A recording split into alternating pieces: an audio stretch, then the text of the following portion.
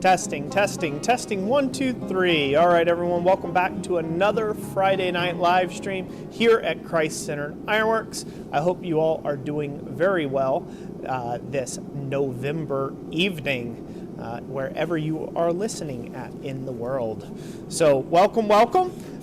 Wait till everybody starts getting filtered in here, and then we'll get in onto our projects. But I have some announcements to make first and foremost, and I want to get those out of the way at the very start of the stream. So for those of anybody who do watch this on the playback, they don't have to watch 3 or 4 hours worth to find the scoop or the skinny, right?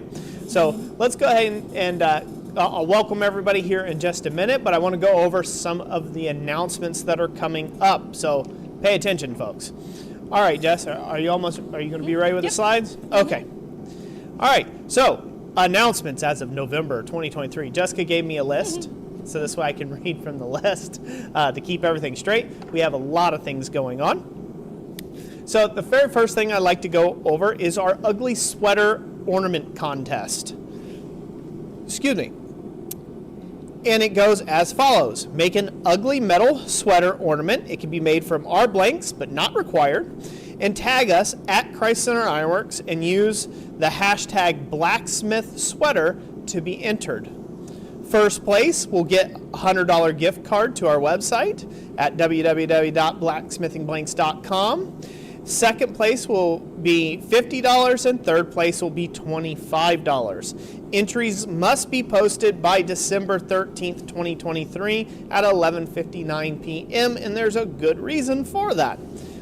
We will announce the winners on December 15th at our General Blacksmith Christmas giveaway on YouTube from 5 to 7 p.m. Eastern. Open worldwide. By entering, you give permission for us to publicly share your ornament picture and your name/username. Must be over the age of 18 to enter. If you are under 18 and wish to participate, your parent or guardian has to make the entry for you. Woo! Jess, what a mouthful on a summary page. I should probably just summarize this. If you want to find out more information about that, the details of that, it is down in the description.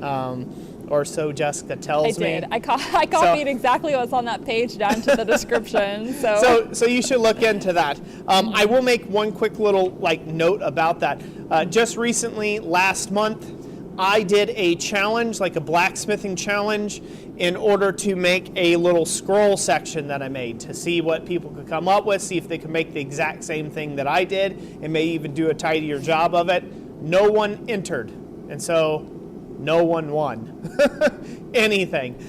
So we would really appreciate it if you got in on this ugly sweater ornament contest, because if just one of you enters, you might make a clean sweep of it. If just one person enters, well, I guess they're going to get $175 to Christ-Centered Ironworks to get themselves some blacksmithing blanks or digital downloads or whatever they so choose. So at least give one person a run for their money, eh? Get part of that little contest. Again, there's no purchase necessary. We do have a sweater that we have made, a little sweater blank, but you do not have to take and purchase that to enter. You can make your metal sweater out of anything, whatever you want. Design it however you want. There's no encumbrances on that. We just want to see what you come up with and what type of creativity, because we'd like to take and share that at our Christmas giveaway live stream. So be sure to enter that. The next order of business is every year at the same time, every year we try to take and donate big to a charity of some kind. We like to do that as a community effort and a group effort. The last several years we have been donating to St. Jude's Children's Hospital, so that's been a very large donation, and we usually announce what we were able to do generally, I think by the first year, right? The January 1 live stream. So the start of the new year live stream, we usually announce what we were able to give over the Christmas season and over the holiday season. And so this year, we're changing it up a little bit. This year, we are going to do the Ronald McDonald House. And the way that we do that every year is anything you purchase through us and use this coupon code for, you can take and get 10% off your order, and 10% of those proceeds of that order goes directly to Ronald McDonald House or the selected charity for that year. So it's a great time to get involved on that. There's more information about this in the description, but I'll read it as follows. So it says, get 10% off, plus we give 10%. So for every order where coupon code RMHC has been used, we will donate 10% off to the Ronald McDonald House charities, and we will give you, the customer, 10% off your order. This is applicable now through Christmas on orders placed at our website. So that's as the recording of this video. Actually, we started this over on Instagram and Facebook already, so this has already been running since the beginning of the month. But now you know, if you want to get involved with that as well, you can get involved in. We make the cutoff line on that December 25th. So basically Christmas Day is when we make the cutoff point for that right there. So another great way you could get involved and spread some Christmas cheer. Story behind that, I'll digress for just a moment. Story behind that and why we chose Ronald McDonald House this year is when our daughter was first born, our oldest daughter had to spend quite a bit of time in the newborn intensive care unit. And with that, being new parents and not getting a lot of sleep and not leaving our daughter's bedside, we were able to take personally advantage of the Ronald McDonald House in the charity there, because our stay was completely covered, so we could be close to our child while she was going through some pretty tough things when she was first born. And so we were a recipient of really great care. We asked about it, and they told us, well, it's all volunteer, and like the food they bring in is all volunteered, it's all given. The stay and the upkeep's all paid by their Ronald McDonald House charities, things like that, so parents can stay with their sick kids or sick family members when they're out of town and they can't find other accommodations. So that was huge for Jessica and I, so we decided this year that's what we're going to take and put a little bit of giving towards that way. So nothing against St. Jude. We've done them for a few years running. This year, we'll cover that other element of it, right? We'll cover the end of the families. That hopefully we can make some impact that way. Next up on the order of business, we talked about it, the Great Blacksmith Christmas Giveaway live stream, right? Save the date! Exclamation point Jessica put there. Again, all this is rewritten in detail in the description.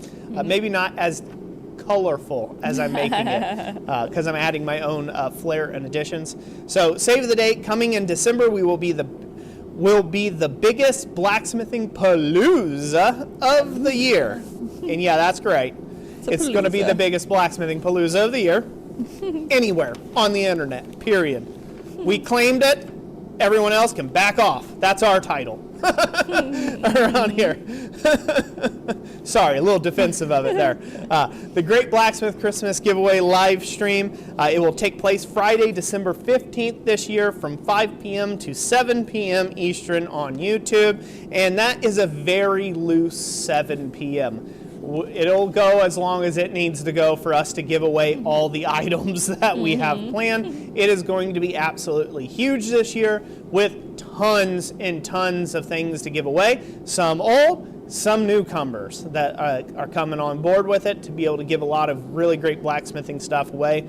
We will start a countdown to Christmas, our 15 days prior to Christmas there, with constant daily posting about it on our social media accounts. So be sure to take and check in there to kind of start getting the juices flowing, as it were. Get to salivating about the tools. It'll be like the 12 days of Christmas. Yeah, it's like the 12 days of Christmas. It's like 15 days of giving, right? Yeah, except we're not giving except on the 15th day.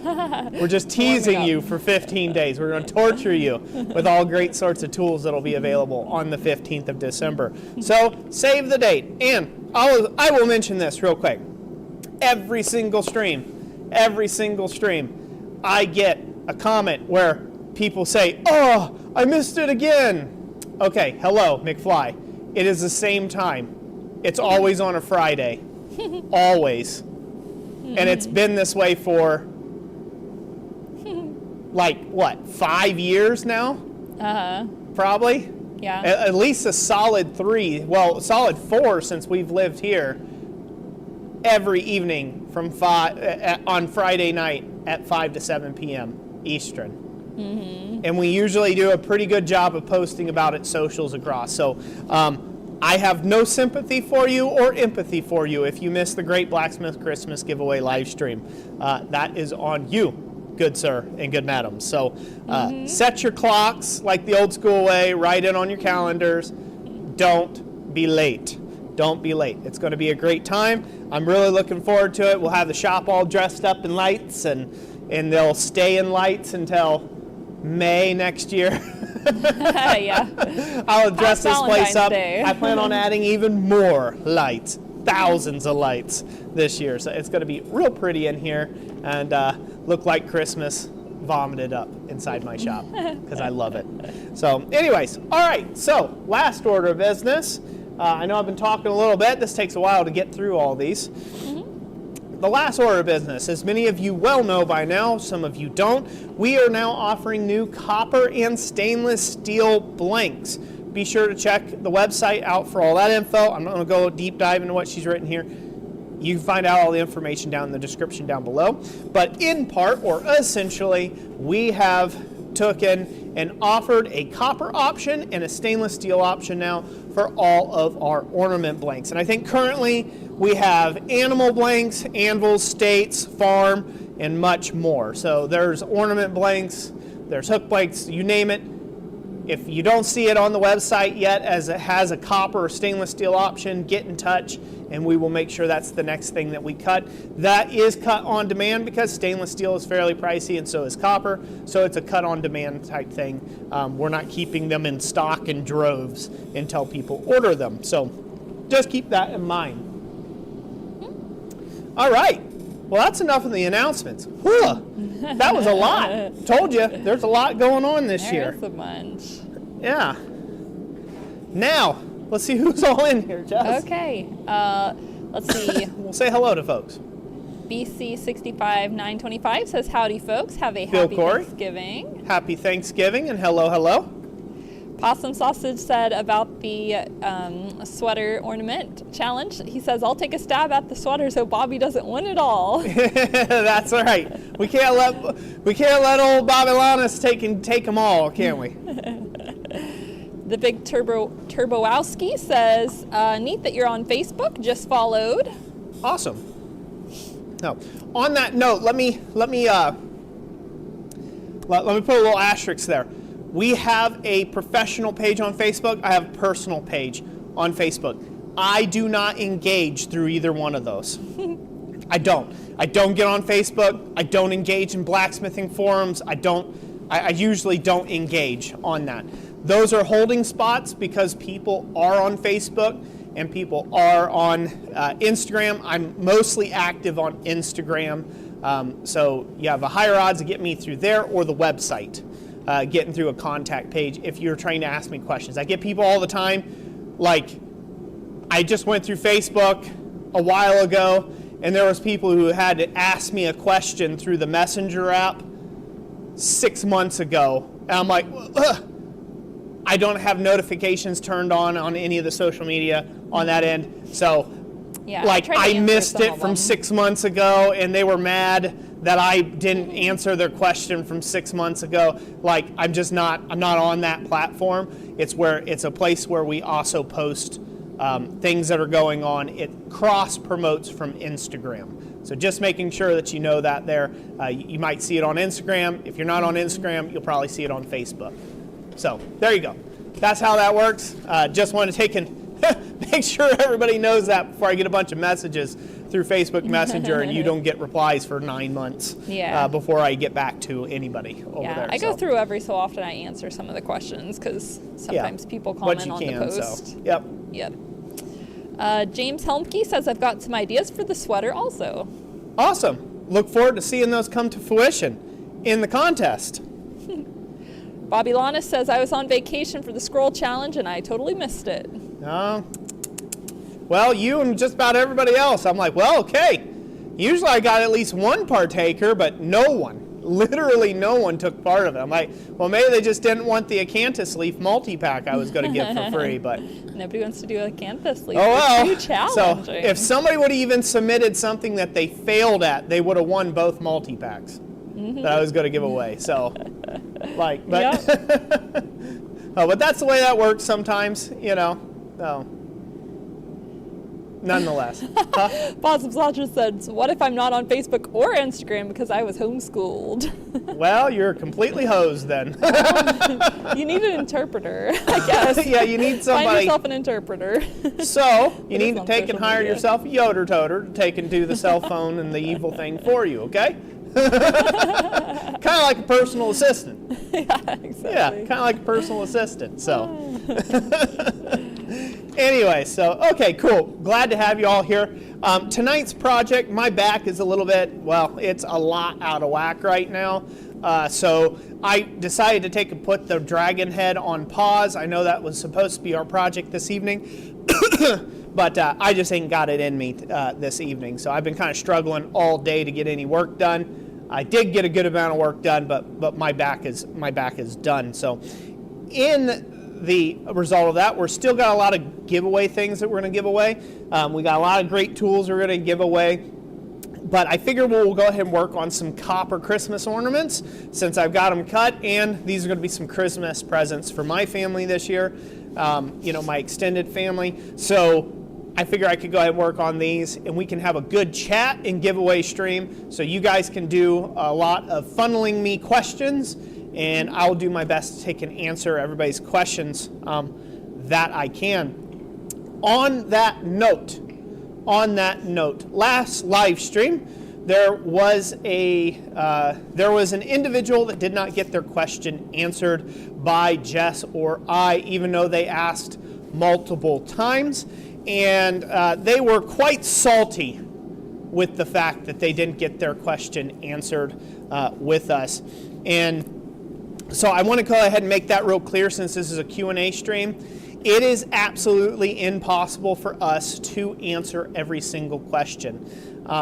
If you were on the back end sitting in the hot seat like Jessica is, you would realize really quickly how difficult it is to keep up with everything. Between switching from 2, sometimes 3 different camera angles, reading the chat, keeping up with the giveaway winners, notating who won and where and how, so we can cross-reference that when we get an email later on in the evening that Jessica replies to collate, you know, to correlate with people to be able to ship them their freebie giveaway items. All of that going on, modding the chat, you name it, all funneling questions to me. It's going to get overlooked at some point. If that irks you enough, I'm sorry, Princess. You're not the only person that matters. There are no P's here.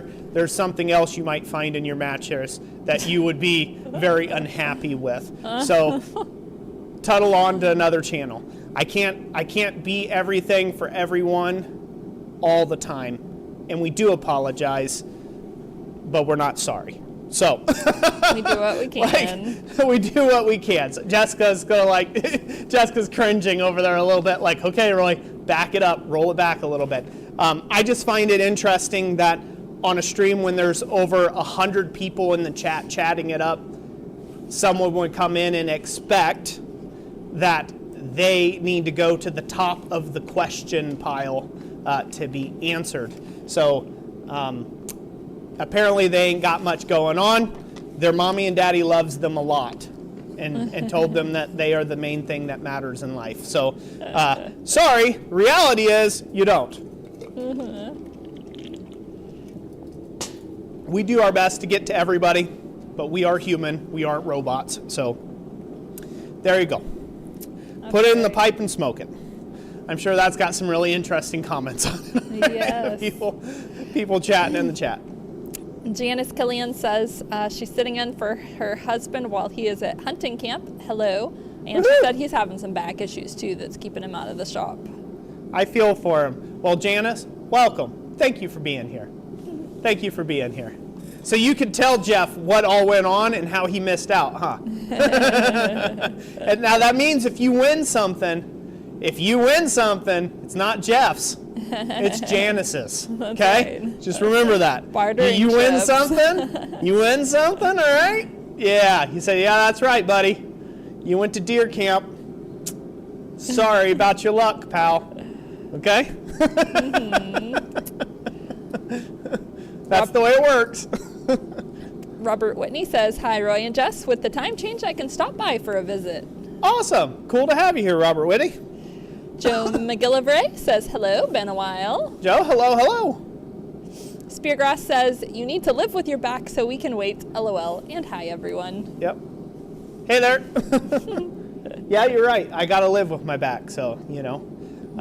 But no, I enjoy doing the streams. I really do. I enjoy doing the giveaway streams. I enjoy teaching and instructing. Just sometimes life gets a little difficult in the whole health department, and you got to slow her up a little bit. And so that's what we're doing this evening. We're just slugging her up a little bit. Possum Sausage says, like when I won the anvil on my wife's YouTube account, so technically it is hers, LOL. Yeah, that's right. It's Lauren's. That's right. You should know that. Better recognize. Michael Wright says, no way, they are done at 7 p.m. Always so much fun going on. Yeah. Well, I've probably already talked for an hour. I don't know how long I've been going for already. Just to get through that was like 30 minutes. The announcement page. Yeah. So. Yeah, I guess I should have bullet pointed a little more on some Yeah, I didn't know there was that much Yeah. not needed information that I needed to rehearse there. I should have I should have looked through it a little bit better. Highlight the main things I should say. Next time. Michael Wright says, no snow yet. No snow here yet. Waiting on it. It's coming. I think it's going to hit us hard this year where we're at. Because we haven't even really had like the flurry even. And we've had like some flurries that didn't really stick. And usually by this time of the year, we have already had at least a solid 2 to 3 inches come down and melt off, right? You know, that first initial to just let you know, hey, it's winter, right? It's here. We haven't even had that yet this year. So my guess is it's like somebody rearing back waiting to cold cock us. So I'm waiting for it. I'm excited. I'm ready to get back into snow plowing season. So where every day I've got to plow out my driveway because it's 3 feet deep in the drive. There's no getting around it. I'm looking forward to it. Yep, ready to break out the coveralls. Yep, get back after it. So. Stephen Adair says, does anyone have the 42-pound treadle hammer? I'm trying to figure out what size air compressor I should get. Okay, so the treadle hammer should run. So what you need for the treadle hammer, it's not so much air volume that you need, but what you do need is you need pressure. You need to be able to produce at least 145 psi. That's the max out on the cylinder anyhow, is 145 psi. But people have tried running it at 100 psi, and it's not enough to really overcome the spring tension, and so it kind of hits lightly. It's more like a thwack. It's not really a very strong hit. So in order to do any drawing out work or heavy work like it's meant to do, it needs to be running at about 145 psi. So really any air compressor that, say if you got anything bigger than a 12-gallon air compressor, 12-gallon and up, you're going to be perfectly fine. Thomas and I, we ran ours at an event in Virginia off of a little 3-gallon pancake air compressor that was able to do like 175 psi, but we ran it at 140, and it was able to keep up with us demonstrating it for folks there at the event, right? Because there's heat time, right? You're not just sitting there constantly running it. You're bringing it out, you're working a piece, and then you're putting it back in the fire. So it ended up working out okay on that. So anything above a 12-gallon, you're going to be fine. So that is my preference, if you will. That's my suggestions for that. All right, let's get into the project for this evening. This way I can hammer. Start it. Like a wacky, wacky, why, yakky, yakky, okay? Sounds good. All right, let's go to camera number 2, Jess. Okie dokie. Let's talk about it. So here's some copper blanks that we have available. So I got a Christmas tree ornament. I might play with this one first just to get it started because these are always fun to make. We have angel ornament in copper here. I've got a Rudolph or a jumping deer sign. You know, Rudolph ornament in copper. We have old Frosty there, the snow guy. The Snowman. The snow person. The snow being. The snow being. The snow cone in reverse. Anyways, we got some pocket crosses here I might work on playing around in. These are kind of like for keychains, or these can be bookmarks, things like that. So I've got some of those that I'm going to play around with as well. So I'm going to start by laying out. I'm going to go ahead and work on the tree first. We're going to start there. Consequently, this is how your blanks will come to you. If you do buy copper blanks from us, everything has been taken off, all the dross is gone, and this has a nice sandblasted finish that you will get with your blank. So this will be ready to go, ready to basically throw in your fire, heat up, anneal, and go to town on. So I'm going to go ahead and draw out a little design here while Jessica feeds me some more questions. All right. Let's see here. Melissa Wilson says, have my copper blanks in the cart to order now. I can't wait to get them. So awesome. Thank you so much for that support. I can't wait for you to receive them. It's going to be amazing. Janice Killian says, got my copper blanks today. Now have to wait for him to dress it up for me, hopefully in time for Christmas. Aha, very awesome. So glad to hear that. The Big Terwowski says, I have never worked with copper before, but have been saving up scrap brass for a project. Cool. Melissa Wilson says, does copper work harden? Yes, copper work hardens.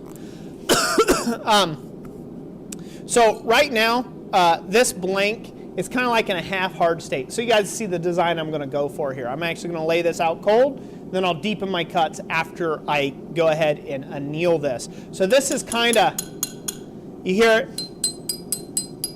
Do you hear that tink? The high tink? So this is kind of half hard. It's still soft. It's way softer than mild steel, even at a cold temperature.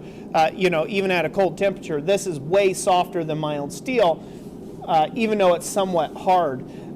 So to anneal this, we heat it up. And by heating it up, you enlarge the grain structure, right? Is the best way I can explain it. The grain structure enlarges. And then when you quench it, it kind of, versus steel where it traps carbon and it quenches hard, right? And it comes down and it becomes under a lot of tension. Copper doesn't do that. You're relieving tension, and then when you quench it, you're keeping it in that relieved tension state. So that's how you anneal copper, or you normalize copper. And then as you hammer the piece, all that grain structure tightens down tight until it can't move against itself anymore, and then it work hardens and it eventually cracks if you keep pushing it and you keep going extra hard on it. So that's the best way I can explain, is that it expands out and it's like real puffy like, and you kind of quench it and lock that in, and as you work it, it refines and gets tighter and tighter and tighter and tighter, and you'll hear it. It'll go from a dull thack, thack, thack to a ting, ting, ting once you're getting it nice and hard. It'll start ringing like a bell if it's a big enough piece, and then you know you're about to crack it. So copper does work harden, and it's really easy to quench. You heat this up to red. I've got the forge going specifically for that. We will heat this up and anneal it after we lay in these initial layout lines.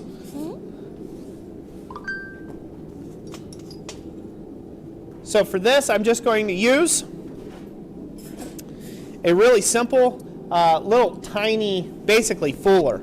It's just like a 1/16 inch thick fuller. If you've got a dull chisel, you could just use a dull chisel too, like a cold chisel. That'll work fine. We're just going to put in some lines. we're not going for realism here. We're just going for, well, I mean, really, basically all we're going for is the impression.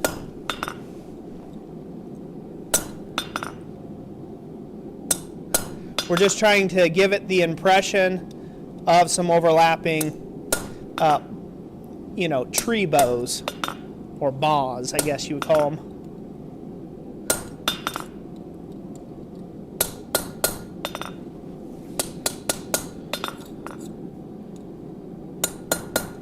Possum Sausage says, if I get a copper blank that has dross on it, does Thomas lose his cracker privileges?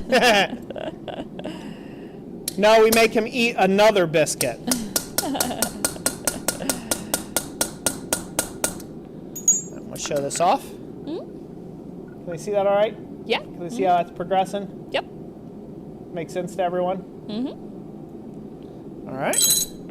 I'm going to keep going here. Tim O'Connor says, evening, Jess, ladies, Roy, and gents. Tim, hello.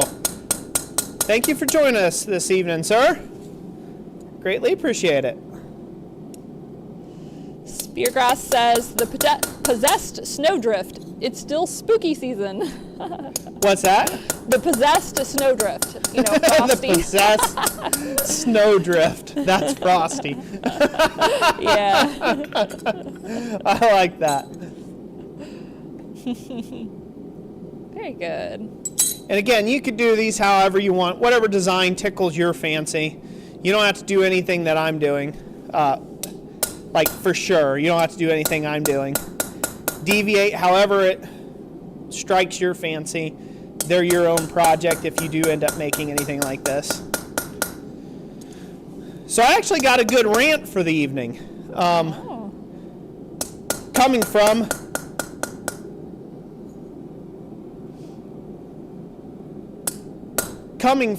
the Facebook, basically, forums that I don't engage with, but occasionally get on there and thumb around just to tickle my own fancy. And then I massively regret it after getting off there, because usually I'll end up having material. I usually will have material. So we go camera one, Jess. All right. I got all my lines in it, by the way. So,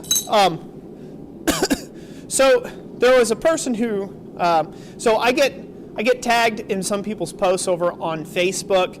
Some guys will post in like blacksmithing for beginners, or they'll post in the other blacksmithing groups online, and they'll talk about some blanks they made or they forged up from us, this and that.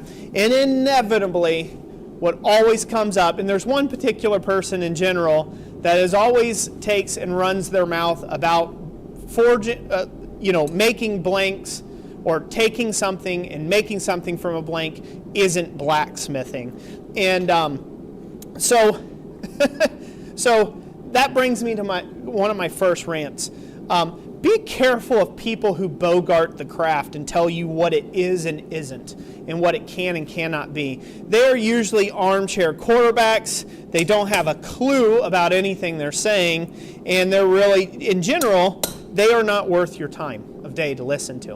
And I'm not just saying that from the blank aspect of it. I'm saying that from the aspect, I've seen guys who come in pretty proud of something that they made, right?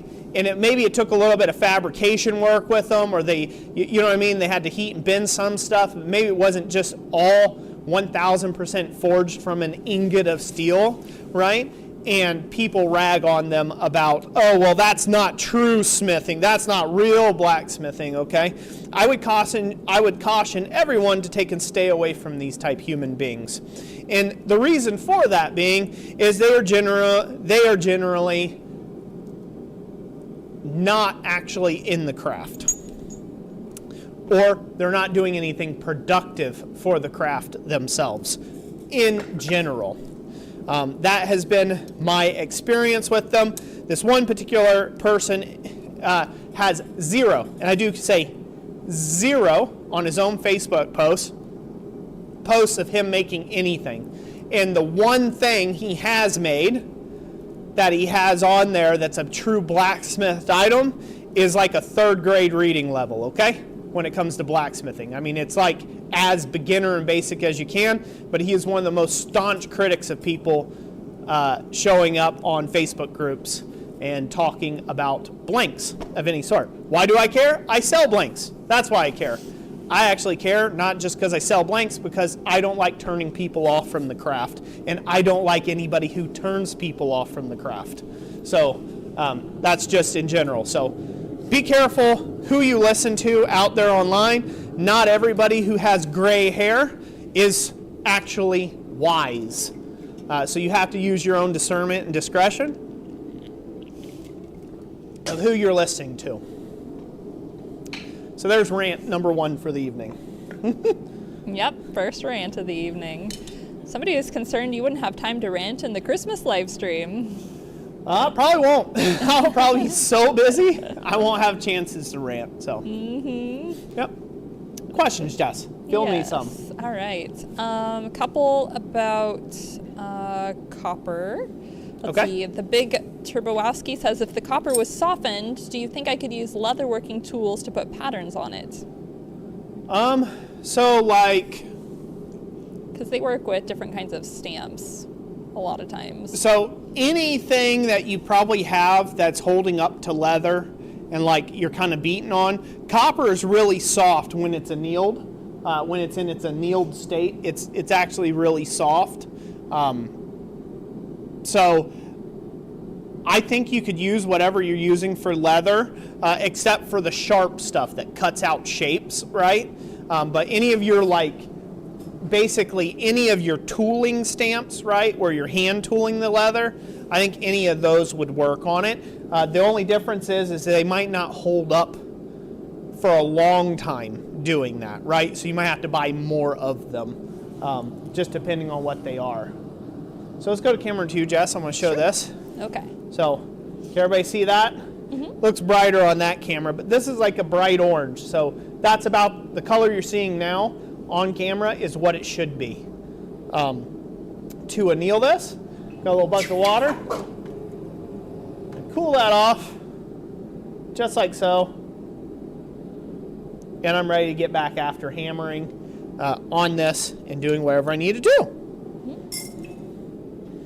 That simple. And now she's nice and soft.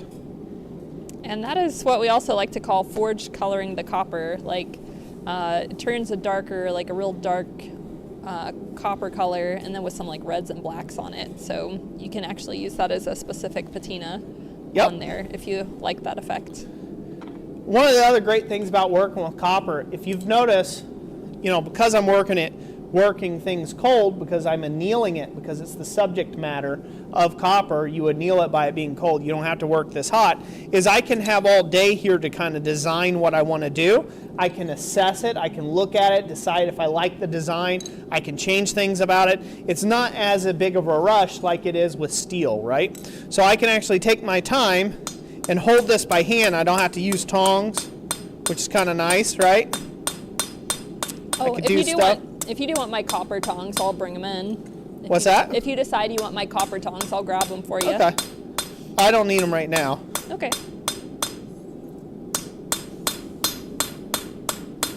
So now I'm giving this some texture. We're fullering this material out. So here's another good example. What would those people say that talk about, oh, well, it's not real blacksmithing unless you're heating it and beating it? I heated this, I quenched it, I'm working within the way that it's supposed to be. This is a particular material. This is still forged. This is a forging process. It's just doing what the material needs, not what my misguided viewpoints of the way a blacksmith ought to be should dictate or do. Yeah, Mr. Crawford, working on copper ornaments tonight. Melissa Wilson says, how do you add coloring to the pieces?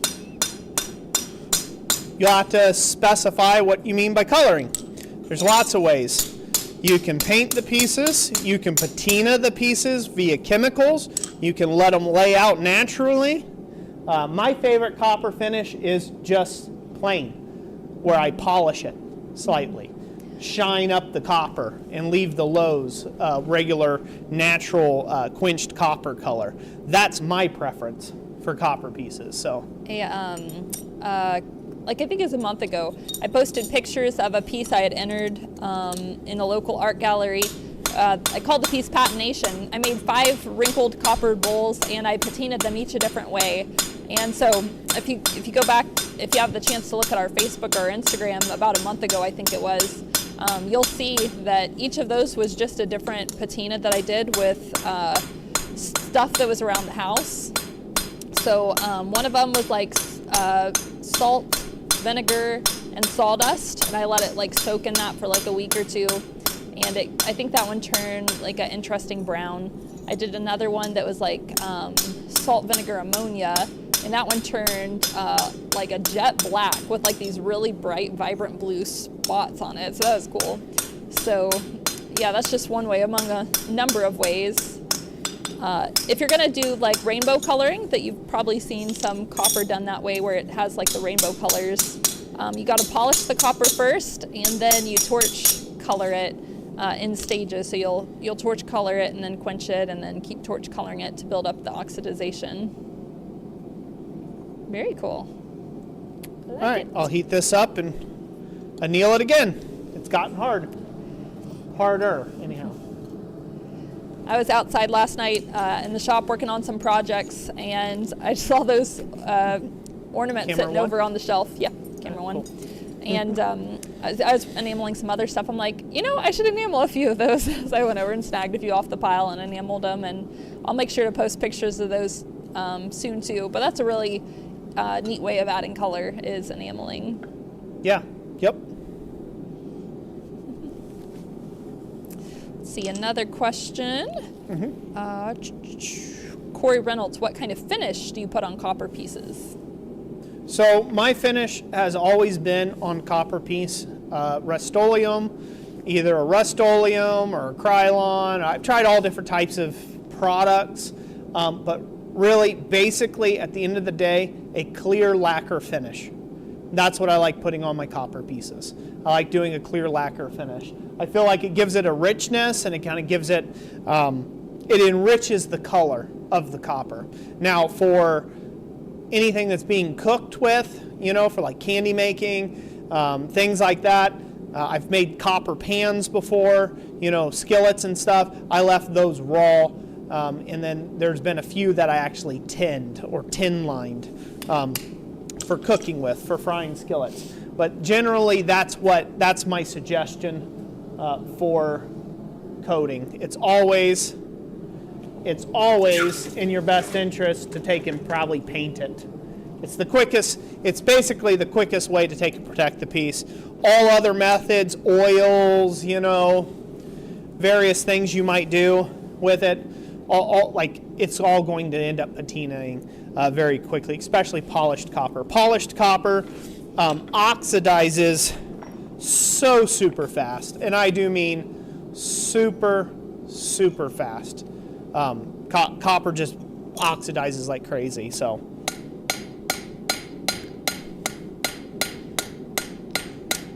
I'm just giving a little different texture to the, I want to call it a bark-like texture, to the bottom of the tree here.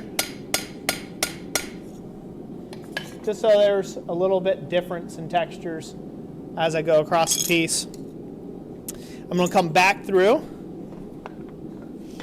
and I want to re-deepen my grooves, so this way they're more clear. Now I've been through and I textured everything.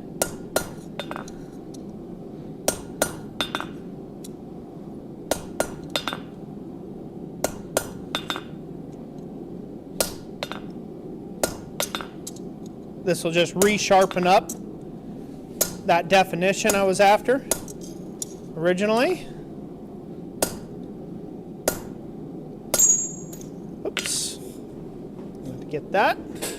Questions, Jess, while I'm working here? Yes, I got plenty of them. Go on. Speargrass says... Keep fielding them, okay? Okay. Give me a wide range from different folks, okay? All right. And Tim O'Connor, thank you for the $5 super chat. Shipping donation per the usual. Thank you, Tim. Speargrass says, well, technically, Roy, you're redsmithing at the moment. LMAO. Yes, technically. Will Murray says, love the work you do. You make it feel like someone can start at any level, which is great. Well, I am so glad to hear that confirmation, because that's exactly what I'm trying to do with this channel. I do my best to take and show that you don't have to have everything. You don't have to have everything figured out. You can get started at whatever level you're at. I absolutely hate, I'm absolutely disgusted with people who bogart the craft and say, hey, this is my thing, this is what I do. Everyone has to look at it this way and my way, or the highway. Well, you're not a real blacksmith. If that type of person, I would not have in my shop. I would toss them out on their ears. I would physically remove them from my shop. I have no interest in dealing with humans like that, because, and I'll state this, because I know for a fact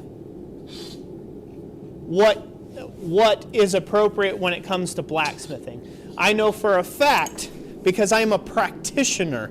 I have years, decade plus of experience at this anvil right here and others like it. I have built a business from it. I have been actively working in it. This is not a guess for me. And I have seen blacksmiths come and go. I've seen prima donnas in the blacksmithing world come and go. I've seen businesses started, businesses failed, and I'm still here kicking around. And my most favorite person to spend time with is beginners who have that spark, that life in their eyes. They're just excited about it. They're excited to do anything in it. Doesn't matter what it is. They haven't came up, they haven't been corrupted, I guess, by the hive mind yet, and worried about definitions of what this thing is. They just think it's cool that they were drawn like a moth to a flame one day, right? And that they can manipulate this seemingly unmovable material called metal, right? And so for me, that's exciting, and those are the people I want to support, and that's what I do. That's what I do with this channel. So that is a huge confirmation for me. Thank you for saying so. All right, we'll go to camera 2. All right. All right, so what we're going to do here at camera 2, we're going to go ahead and use a cold chisel to just have a little different kind of line than the lines we use to define where the individual evergreen balls are going to be. And I'm going to add some rope lights, because we're going to make this, what else? A Christmas ornament. Christmas tree. I'm just going to come along, kind of take several bites, do it at kind of a light curve. Come up high on the next one. Do more of a slant with it. Right on down I go. I'll show that off real quick to the camera. You'll see how it's going and progressing. Yeah, I like that. Yeah. Cool. Seth Piper says, I haven't messed with copper yet. I would think I need some smaller hammers. Are smaller hammers necessary? With copper, smaller hammers isn't necessary. This is like a 3.5 pound just driving hammer that I'm using for this. But this isn't all that necessary. I could have done it with a lighter hammer. It's really just kind of think of your hammers that you're using, your tongs, your tools, right? All as generating an effect, right? So whatever effect they're generating, do you like that or not? If you don't keep sticking with the 15-pound sledgehammer in your hand if you're not getting the result that you're after, right? Maybe switch on down. Maybe you need to go up in hammer, maybe you need to go down in hammer. Maybe you need a really sharp peened hammer, or maybe you need a nice broad peened hammer. Maybe you don't need a peened hammer at all. Maybe you could do it with a dog face hammer. Sometimes a cold chisel is appropriate. Other times a little fuller is appropriate. Sometimes a center punch mark is appropriate. Other times an eyeball punch is appropriate. So it just depends on where you want to take a piece is what you have to do. When working copper, it's the same. It's just softer. It's softer material. It takes less applied force to get things to move. So you shouldn't have to hammer it with some 12-pound sledgehammer unless you're working, again, proportionately, a big, thick cross-section of it, right? On thin stuff like this, certainly not. Thinner, you know, the thinner the material or smaller the material, you can get away with smaller and smaller hammers. All right, now I'm going to use the center punch mark to drive in some light bulbs as we go here. Light bulbs. Dana says, Jess, was that a copper bowl you were making on the Instagram post? Oh yeah, I think you're talking about the pouring. If you're talking about the pouring one, where we were pouring copper, yes. We were pouring some molten copper over a dome shape that Roy had for, it used to be part of a press, and it was a die. And so yeah, we were melting the copper and pouring it over, and it was creating like this kind of a spider web effect, which is pretty neat. And then Hunter also comments on that. He says, got that this week. Why are you pouring copper? That's not blacksmithing. Yeah, no, it's not blacksmithing technically. Yes, it is. It is blacksmithing. But whatever we deem it to be. Basically, I've had a whole bucket of scraps of copper, just teeny tiny little bits that I can't do anything with. And so I said, you know, they're not usable for anything because they're just little scraps off of other projects. And I said, let's try melting this and making something with it. So who's just us playing around? Yeah. So to give another good example about what blacksmithing is and isn't, because this is kind of like a longer rant, but it's because it always comes up, right? And I hope to just encourage you new smiths out there. Let's go to camera number 1, Jess. Yep. Real quick. So are we already there? Yep. So this always comes up, right? It comes up from people who are armchair quarterbacking. What is and isn't something. So in my smithing career, I have produced over 6,000 pieces of copper. 6,000. So am I a coppersmith?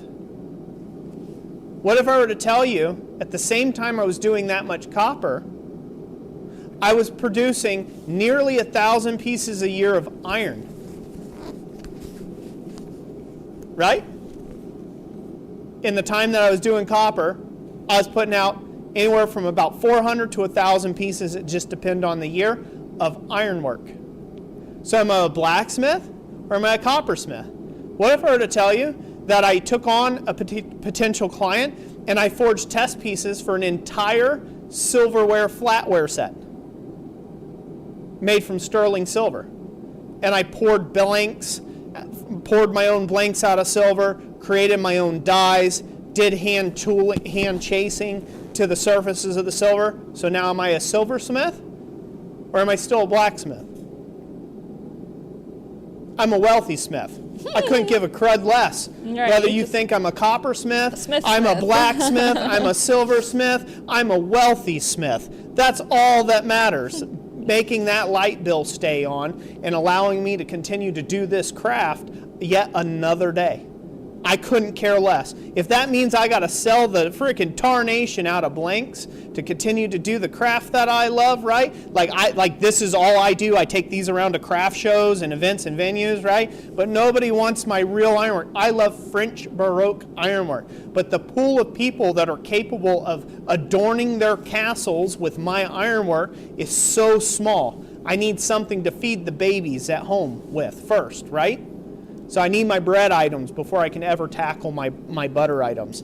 So the people who are concerned, the people who are just so torqued off about someone doing something that they don't consider is real blacksmithing, I can say without a shadow of a doubt is 1,000% an unproductive individual.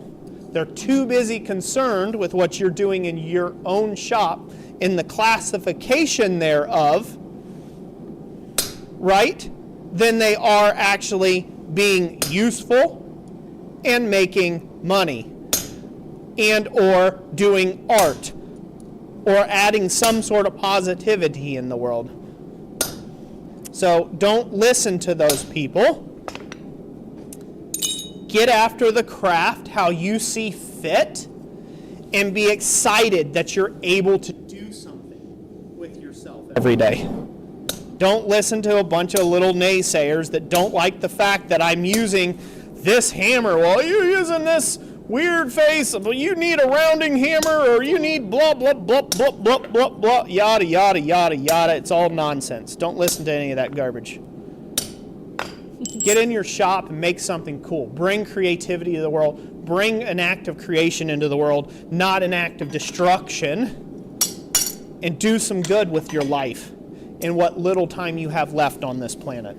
So, there's my thoughts on that. Anyways, there we go. Camera number 2. Yes, we're there. Sorry, spicy rant. You're fine. You can tell I just get it in my soul. I mean, it wells up from my guts, man. I just can't stand folks that dismiss people, you know, because they are just learning and they're trying to figure their way through this craft. So there you go.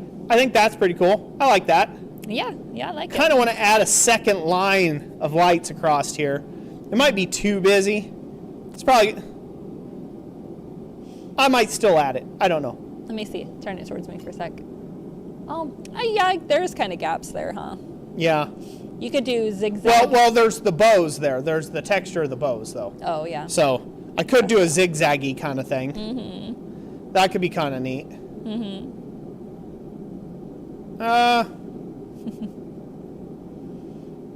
Yeah, I know what I'll do. All right, okay. I know what I'll do. Keep them coming, Jess. Keep the questions and answers and people laughing at Roy going crazy. Tim O'Connor says, "Did your hands get black?" Why, yes, Tim. They did. Every time I come out to the shop, my hands get black.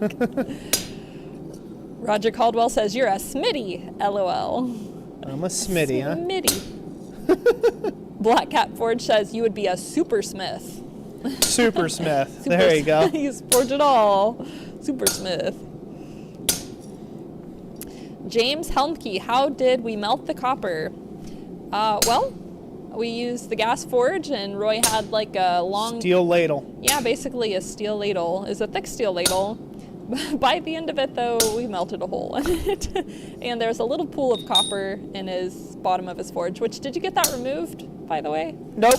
Still in there. Okay, there's still a little copper in the forge. Or, I don't know, it's probably like 3 ounces worth. Pogie Forge says, when you go to the item, if there is a copper option, it will be on the drop down. Yes, that's correct. So, like a lot of our items, we offer in multi-packs. And so, you know, just about every single listing has a drop-down menu where you can select, you know, the quantity that you're wanting to purchase. And so now, in addition to being able to select the quantity, as you select on the drop-down menu, it also gives you what material it is. So it might say, you know, one Christmas tree ornament copper, one Christmas tree ornament mild steel, one Christmas tree ornament stainless steel, and then, you know, then we have them in packs of 10 a little further down that list, you know, 10 of each available. Yep. Yes. The ads, if they're getting ridiculous, guys, let me know. And like, I went to start up the live stream today, and YouTube's like, hey, we added this little button where you can have 10 minutes ad free. So I am now pressing the 10-minute delay ads. You guys will have to let me know. I'm pressing that now. They're giving me they actually give me a countdown timer. Now there's 9 minutes and 53 seconds free of ads. So if they like swamp you guys, just let me know. Push that every 10 minutes. I'll keep pressing it to keep the ads off. Yeah. Yeah. All right, more questions. Yes. And we'll give something away here. Okay. Once I quench this thing off. Redneck Forge, how long will it take to work it from start to finish? Who is this? Redneck Forge. Redneck Forge? Mm-hmm. Start to work what? A piece of copper. So a piece of copper. It just depends on what you're doing. You know, this ordinarily for me, you know, it's like a quick 5-10 minute project. Tops. That's with finish work. About 10 minutes with finish work. So, you know, you could get 60 of those done in an hour easy. Well, 6 done in an hour. If you're doing multiples at the same time, you could probably get maybe 15, 20 of them done in that same hour if you're doing very similar things to them, because production work, you're able to produce a lot more than if you're doing one-offs. If everyone's something different creatively, which might sell better, by the way, which might be really cool for the customer if every one of them is different creatively, right?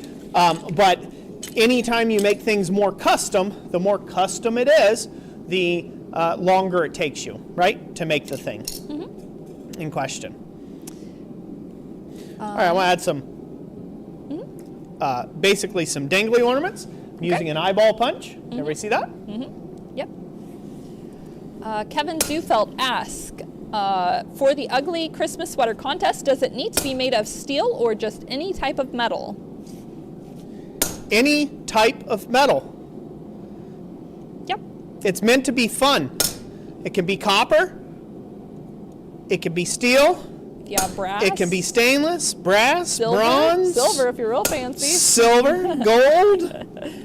I wouldn't go invest that much. It's not worth it. You're right, for potential $100 first prize. Yeah. Again, it's meant to be a fun thing. So just whatever, strikes your fancy and gets you wanting to create something, right? Gavin Ray says, just got started smithing, made my first project, tent stakes. Very cool. Well, glad to have you. I'm glad you got started smithing and you made some tent stakes. There's a wide world of things to explore in this craft, brother. Congrats on getting started. Eli Troy, hello. Hello. Corey, I will get to yours. I know there's another one that's asked a couple of times. Corey asked something? Yeah, he asked Corey about who? lasers. Corey High Desert. Okay, Corey. He says, Miss Jessica, I asked about lasers earlier. Did you get to it?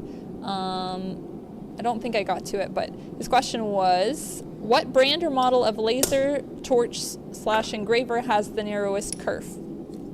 I don't know. I don't know the answer to that. What brand or model of laser torch / engraver has the narrowest kerf? So that's a direct question to you, though. Yeah, but I don't know the answer, so I don't know. You'd have to research some brands, I guess. Yeah, you will have to ask somebody else, kind sir. Because Jessica says, I do not know. She said, I'm not answering you, son. We have, it's funny. Sometimes you dabble in stuff, and then people think you know a lot about it, and you're kind of like, I don't know. Yeah, Jessica's a dabbler.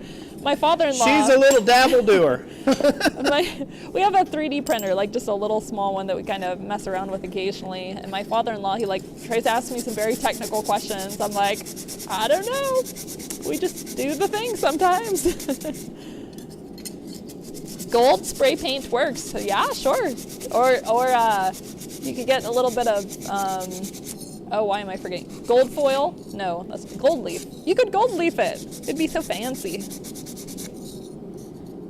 Eric says, where is Thomas tonight? Shouldn't he be here? He's a slacker. He gets the occasional day off.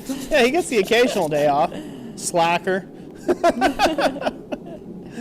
All right, go to camera 2. Okay. Can they see that okay? Oh yeah, that helped. The little bit of sandpaper to highlight it. Yep. Yep. Works for me. It's a little chaotic. I should have toned down. If I was going to do the evergreen buzz, I should have done a little less on the lights, but I added the lights. Oh well. It works. It's a Christmas present. Yeah. I still got some sanding to do and some highlighting of that to do to make it where I would like to see it. Touch mark on back. And I got to drill a hole to hang it from. There's our first one. Coolio. Just fooling around. Undercroft Forge, glad you could finally make it to a live stream too. Good to have you. Good to have you. Well, if that was a simple one, that was supposed to be the simple one. Yeah, so wait till you get to I think I'll do faces. Frosty next. Frosty the Snow Demon. Or what did Speargrass call him? The possessed snow cone? Or? Snowdrift. Oh, the possessed snowdrift? Yeah, there you go. Yep, there you have We'll work on old Frosty next here. Oh. All right, yeah, I see what happened. What happened? Well, I copy people's comments, so if Roy's, Roy ranting, I can have them for later, but what happened is it, copied an entire section of chat, and so I've got, a forever long bar, so that's how I misplaced somebody's question. So I think it's Speargrass, so Speargrass, I know you've said it twice, I'll have to say it again, because I was going to read it. But in the meanwhile, Mr. H. Christ says, add some borax to the quenching water and copper flashes black and then to a shiny red. Looks like magic when it happens and ends up looking like red enamel. Interesting. Add some borax. Cool. We've had a friend say that she's able to get the red look by heating the water almost to a boil when she quenches it, but I don't know the validity. I haven't tried recreating that.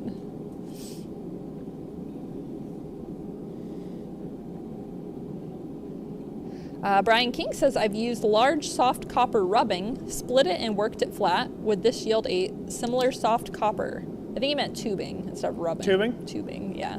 Will this yield what? A similar soft copper. So like if you split open tubing and then flatten it.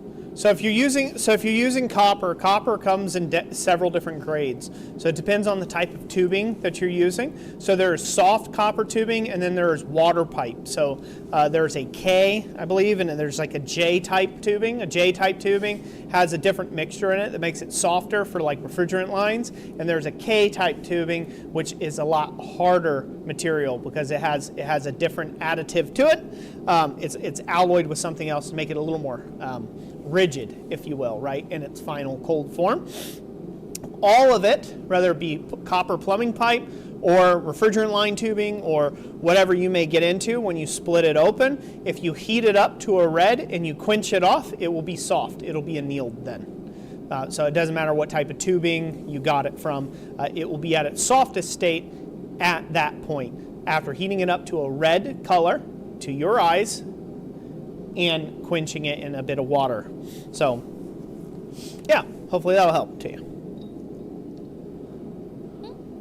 Okay. There's Speargrass's question. What's Speargrass's question? He says, my question was, I came across info that posits bottom blast became common / works better with minor coal or mineral coal, and side blast works better with charcoal. What are your thoughts? Bottom blast for mineral coal and side blast for charcoal. I would say I think that's probably a subject of opinion, more than it is a fact, like an empirical fact or evidence. The reason why I would say that is the research that I have done into forges, which has just really been reading the published books out there, some books I can get my hands on when it comes to things, and just from using them. In the regards of, I think that you see the classic coal forge that we have now that has a fire pot and things like that, I think that came from us actually using coal, right? Coal coming around, it just seems, it appears, if you will, that advent kind of came around at the same time. I don't know why. Don't know why it came around at the same time. It was just maybe more convenient. But people had, bottom blast and side blast forges so far ago, way back ago. And if you think about it, a side blast forge realistically is a predecessor to a bottom blast forge, right?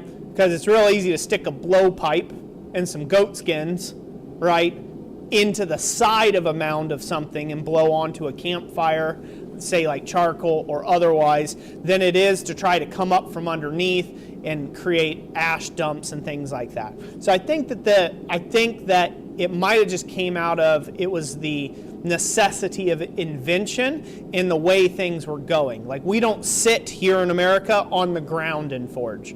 We don't do that, or most of us don't. We have all of our stuff brought up, right, to like a proper English height, if you will, right? Like, we have everything set up higher. We don't sit on the ground. We don't work in pits, right? We don't do a lot of the stuff that some of the more ancient cultures out there, or even the third world cultures, if you will, are doing today. We don't really do that. So I don't know if it's a stylistic change, if they found some sort of advantageousness to being up off the ground and not, sitting on the ground, not being low to the ground.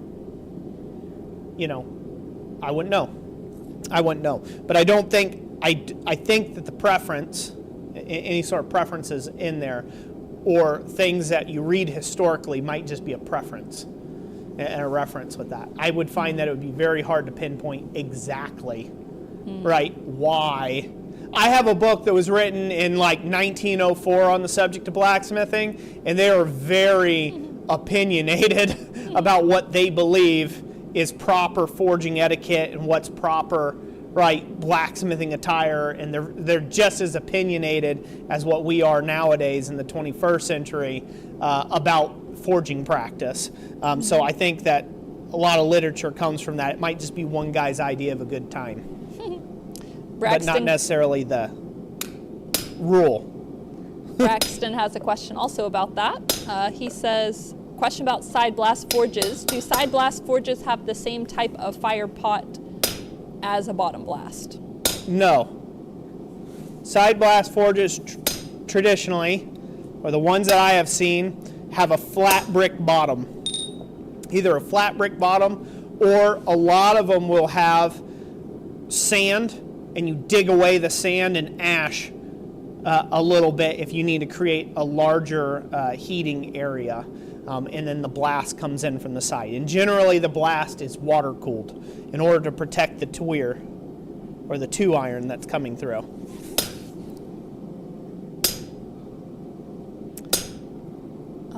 Roland Sprodlin says, are the Christmas sweaters supposed to be ornaments? Want to forge a full-size one? Forge a full-size one. I want to see how that happens. That would be interesting. I mean, whatever you got time for, sir. Might be a little stiff for the joints, but maybe. Yeah. Take some interpretation. It doesn't have to be an ornament. People see what I'm going for here? Mm-hmm. Are we at camera 2? Yep. Cool. So there's a little Frosty coming out there. Use some buttons for his little zipper here for his jacket. Since Frosty's one of those weirdos that don't have legs. I'm use an eyeball punch to punch in some eyes. He's gonna have some. Whoa, okay. All right. There are going to be some big old eyes. He's wide-eyed. He just poked that in there. Can they see that? Okay. Yeah. Look how weird the one eyeball looked. Yeah. Okay. Okay. So I could enamel some eyes in those. Frosty has had a little too much caffeine. I could give him some eyeballs. He has had a wee bit too much caffeine, but that's okay. We forgive him. Again, this is all done cold. Yep. You don't have to do everything hot. It's copper. Perfect item to do things cold. Before I go too far along or do any texture or anything to the front, I'm going to go ahead and add on my touch mark real quick on the back. In his hat. Well, no, his bottom. The bottom of his body. There we go. Good. George Continue, Constanza Jess. says, Roy... George Constanza says, Roy, are you clear coating or waxing the brass after it's done, or letting it turn naturally? I will be clear coating it when it's done. Mm-hmm.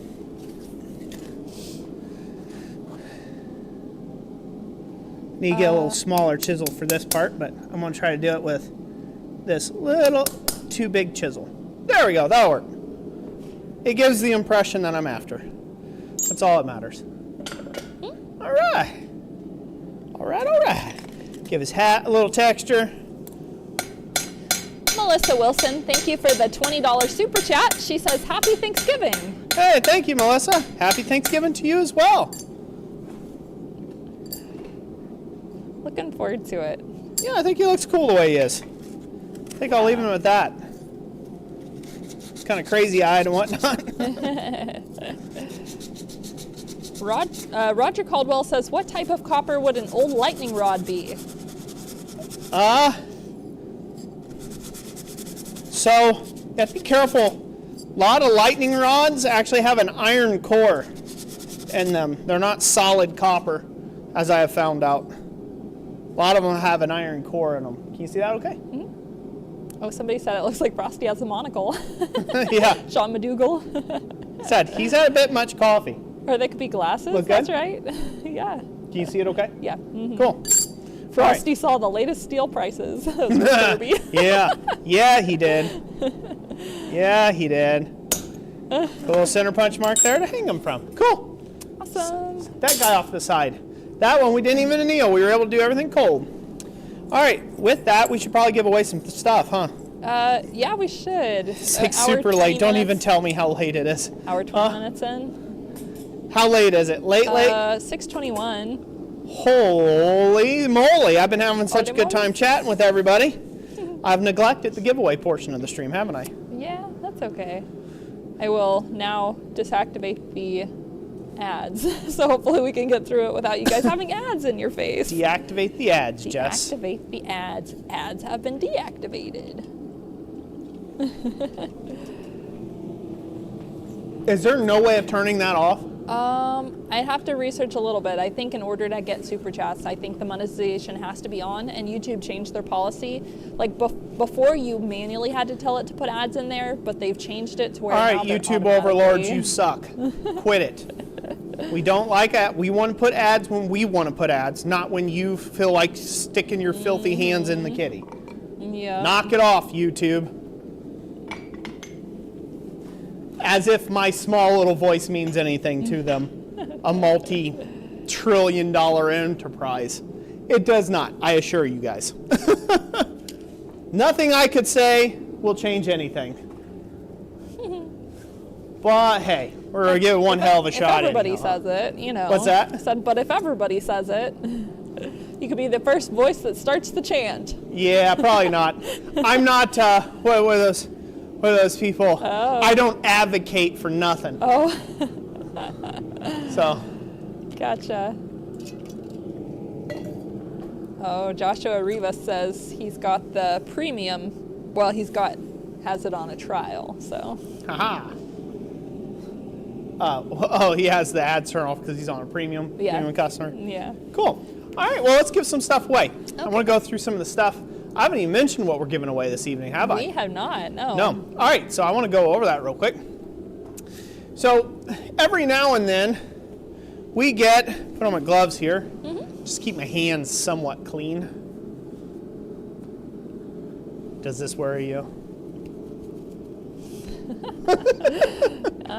Let's see, those are some black gloves. I'd say you are a blacksmith.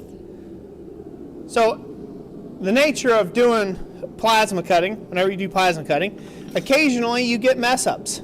Problems with G-code, not paying attention, just all sorts of things, power outages, you name it. Things happen.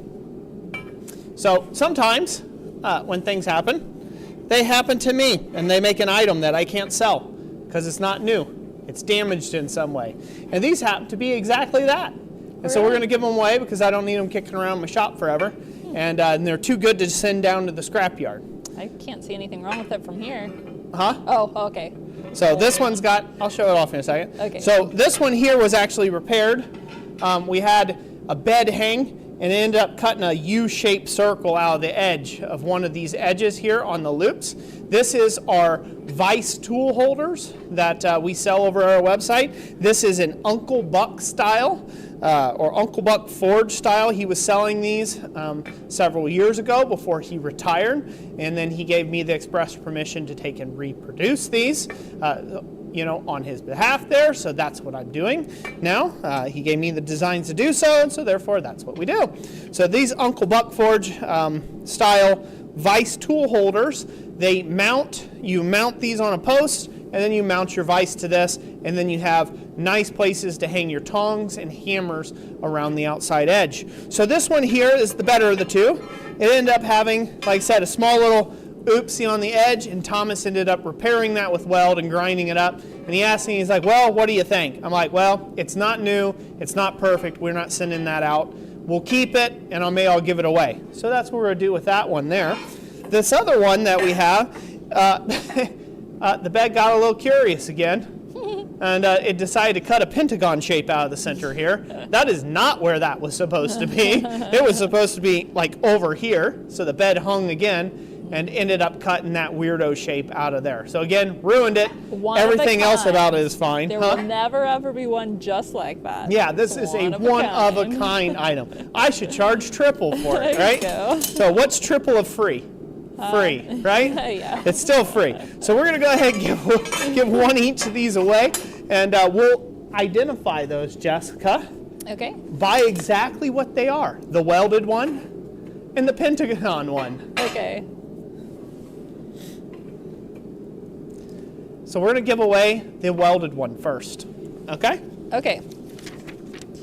We've got All right, welded. so you could put UBF in there. You could be Vice Stand Me. You could be I love vices. I have vices. You could do anything you want. Have vice in tool holder or something referencing this, please, in your comment as you comment. The way this works, and as all of our giveaways have worked for the last 7 years, Jessica will scroll to a name at random in the comment section and just pick somebody from whoever's commenting. So if you're driving, pull over to the side of the road, start chatting now. This is your time. It is your time. It has arrived. Okay, so I'm going to find a way of rattling the anvil here. And we're going to give away the welded one first. Okay? All right. In 3, are everybody commenting? Yep. 3, Good to go. 2, 1, go.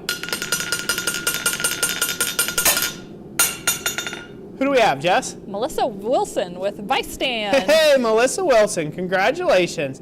You are the winner of the first Uncle Bunk's Forge Vice tool holder stand. The welded thingy. one. Whatever you want to call it. Tool holder. It's not a vice Tool stand. holder, It's vice. a tool holder. Okay. Vice Oh. mounted tool holder. Okay.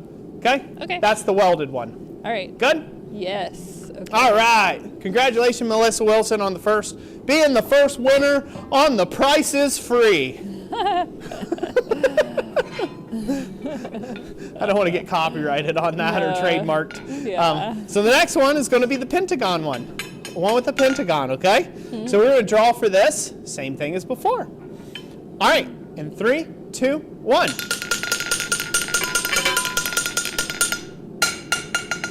Who do we have, Jess? We have K. Derek Goodwin with Vice Tool Holder. Who is it?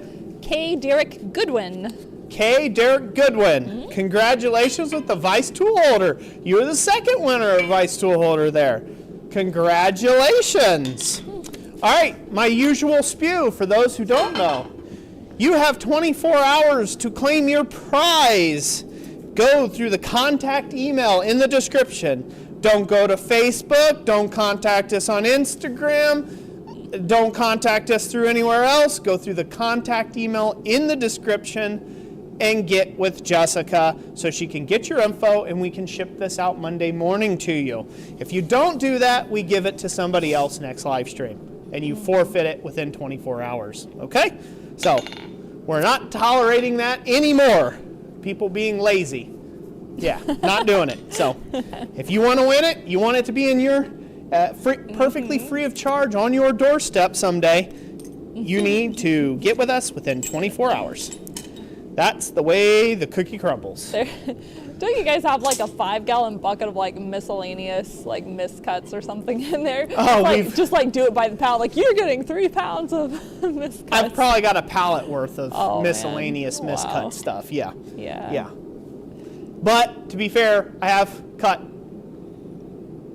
probably 100 boatload. tons worth of steel. So Yeah. to have a pallet's worth of miscuts, It happens. it happens basically, you know, so it is what it is.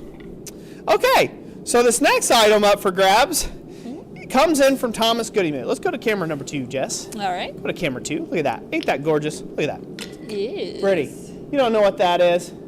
Like, is it a cupcake? Is it not? Is it vanilla? Do you think it? No, it's not. It's just beeswax. Settle Yeah, down. Don't eat it. Settle down. Not recommended. 10 out of 10, don't recommend eating this. I don't know what type of health and safety Thomas has around his shop, but probably not much. So consume at your own risk. So don't consume it all, okay? Not for human consumption. This is for waxing up plate steel. So we've got 2 beeswax muffins. I don't know what you call muffins. Beeswax Cupcakes. muffins. Yeah, there you go. Cupcakes. We got some beeswax Pucks. cupcakes. They're pucks. Pucks. There you go. Yeah. This should be about half a pound or roughly 8 ounces of beeswax. So someone's going to get lucky out there. Thank you, Thomas Goodymoot, for providing those for the stream and taking the time to melt down beeswax and confusing the heck out of people. I don't know whether I want to eat them or Give them away. All right, ready? Uh-huh. Set, go.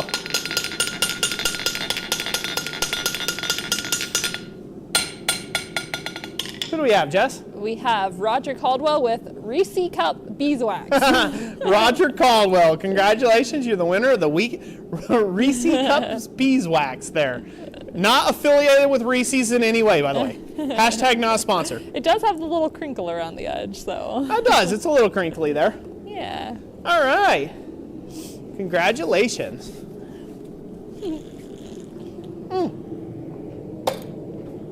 Coffee's gone cold. Coffee, oh, so That's sad. a bad day. That's right. I need to get a pot. I want to get one of those like really fancy, like Swiss-made cocoa or coffee machines. They're like steam. They're all copper. Oh. And they're like super fancy, and they got all the steaming knobs, and they're like cappuccino stuff. I would so have one of those here in the shop, just like going all the time. Just make like a random steampunk coffee machine, like where you add a whole bunch of random knobs. Yeah, and stuff you don't do actually something like need. that. I think that'd be cool. Yeah. People would be like, Roy, why don't you get any forge work done? Because I'm too busy making my coffee, man. The coffee. Don't you see this? Got to put on a little train conductor's cap, fire the coal into the hearth to produce the steam. Yep. Into the, That well, would I be guess sick. it's called the tinder box or the fire box. Yeah. Oh, whoop, whoop. Oh, coffee's done. That would be great. I think that would be Yep, great. that would be great. Anywho, back on track. Yes. Back on track. So, the next item that we have up for grabs is an A-frame guillotine tool kit. Jessica, will you roll that beautiful bean footage? Yes, I will. Is it rolling now? It's rolling now. So the very first one you see, that's our C-frame guillotine tool that we offer. That's a kit that we offer over our website, www.blacksmithingblanks.com. You can be sure to check that out in the description down below. And then the second one that comes up is the A-frame version of that kit.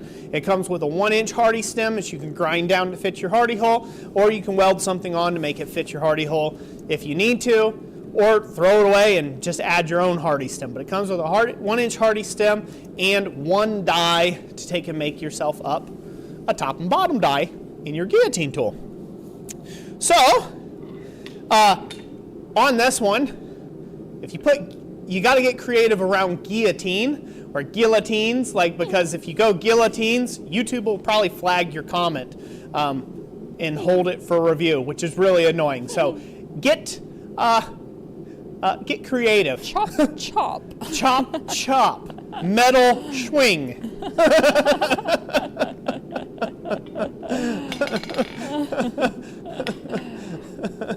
Metal parter of ways. Yeah, there you go. You guys can think of something. You're way smarter than me. All right, we ready? Yes, ready. All right, we're going to draw for this now. 3, 2, 1, go.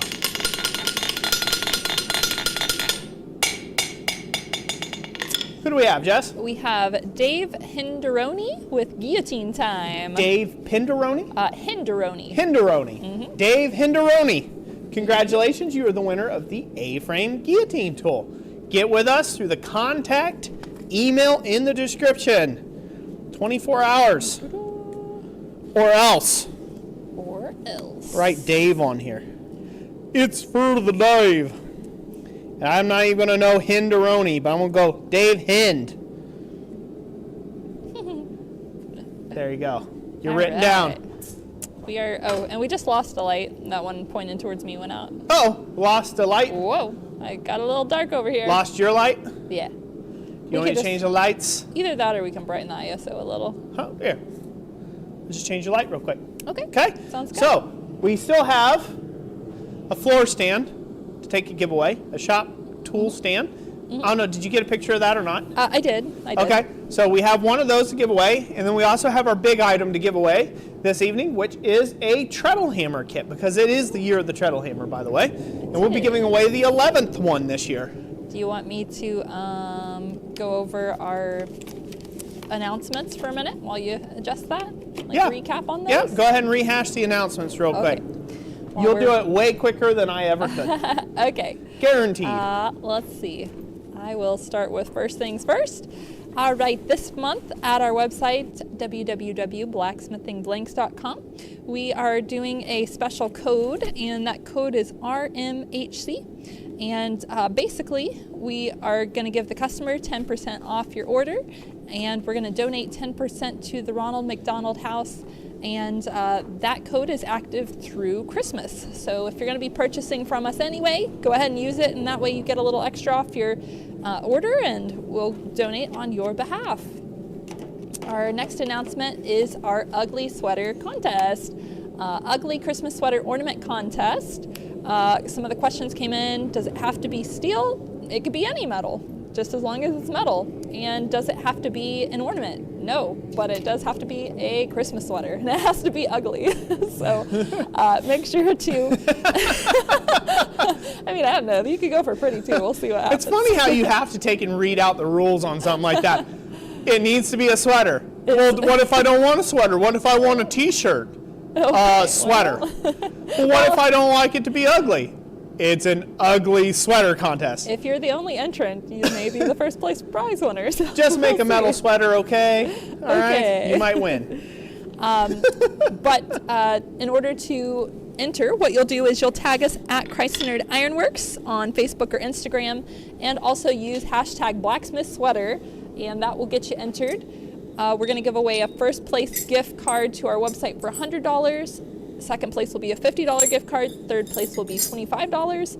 And you have to have your entry posted by 11:59 p.m. on December 13th, because we are going to include some photos from this contest at our Great Blacksmith Christmas giveaway, which that will take place on December 15th. And there is going to be so many awesome prizes. Roy's been collecting all kinds of stuff, and I think we even have a few more things being shipped to us from members like you and in the community to be included in the giveaway. So that will be from 5 to 7 p.m. It could run longer, because normally it does, probably all the way possibly up till 9 p.m. And that is Eastern time, because we're in Michigan.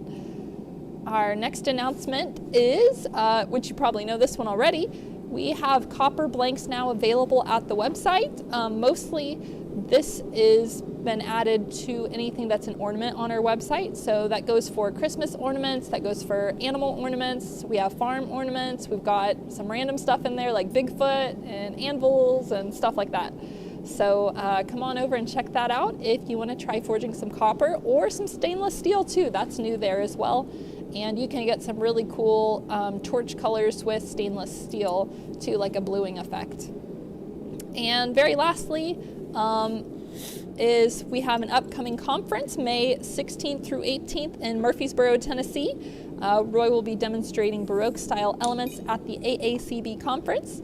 So if you are going to be in the area, make sure to plan on attending, because we don't go through Tennessee real often, so it'd be a good time to catch up with us. And back to Roy. Back to Roy. She got such a beautiful voice, and everybody likes you better. I ran out of things to say. Oh, you ran out of things to say? And that's why everybody likes you better. Right? I'm not so good at impromptu. Or what do they call that? Improv? Well, yeah, improv. Like improv speaking. Already on your calendar. Awesome, Black Cat Forge. Bingo bongo. Yes, we'll be giving a treadle hammer away very shortly. Good, you're working on your catchy little sayings. Pogi Forge says, it's my home forge group. Awesome. See how I'm being quiet? Oh yeah, I'm letting Jessica have to talk.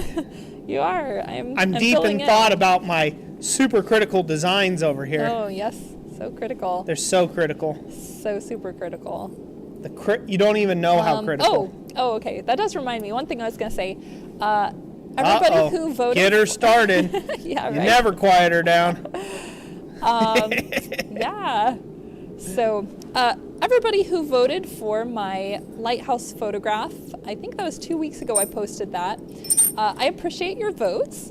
So for those of you who are unaware, I posted a picture to our Instagram and Facebook, and it's a picture of a lighthouse. We were out doing some sightseeing at our local lighthouse at night, and it looked super pretty, and so I was taking a couple of pictures. And one of the local groups for Northeast Michigan, they posted a photo contest for amateurs, and so I decided to enter my lighthouse photo in it. And it was like open for public voting.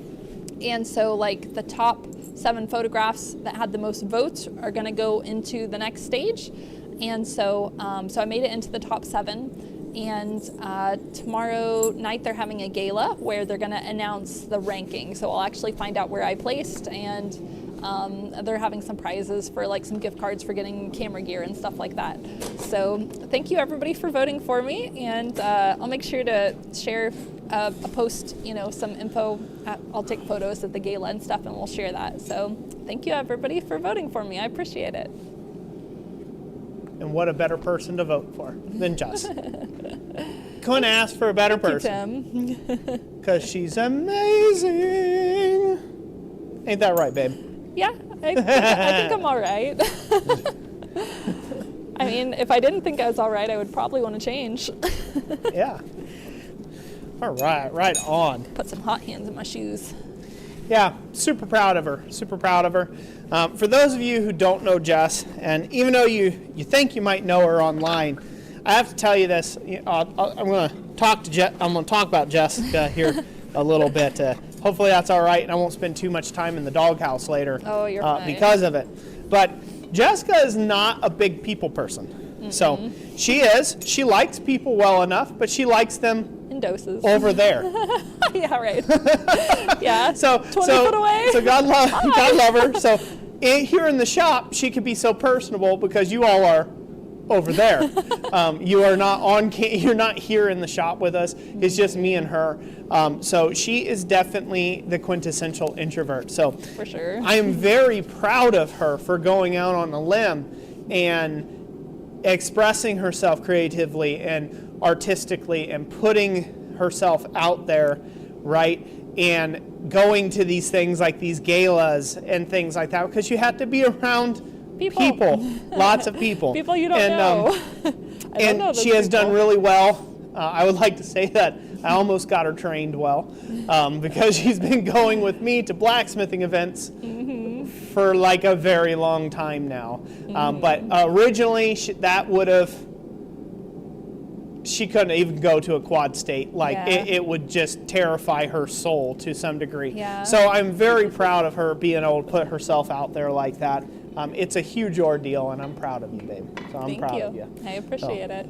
It's not easy for her. It is not. I got I entered another videography contest Go to camera earlier two while this you spring. talk, please.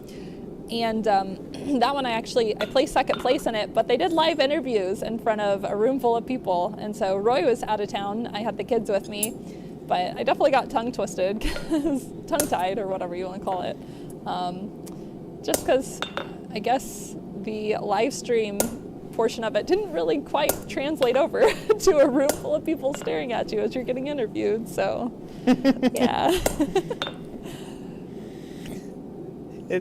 It's one of those things she sees me do all the time, but has never had to really partake in.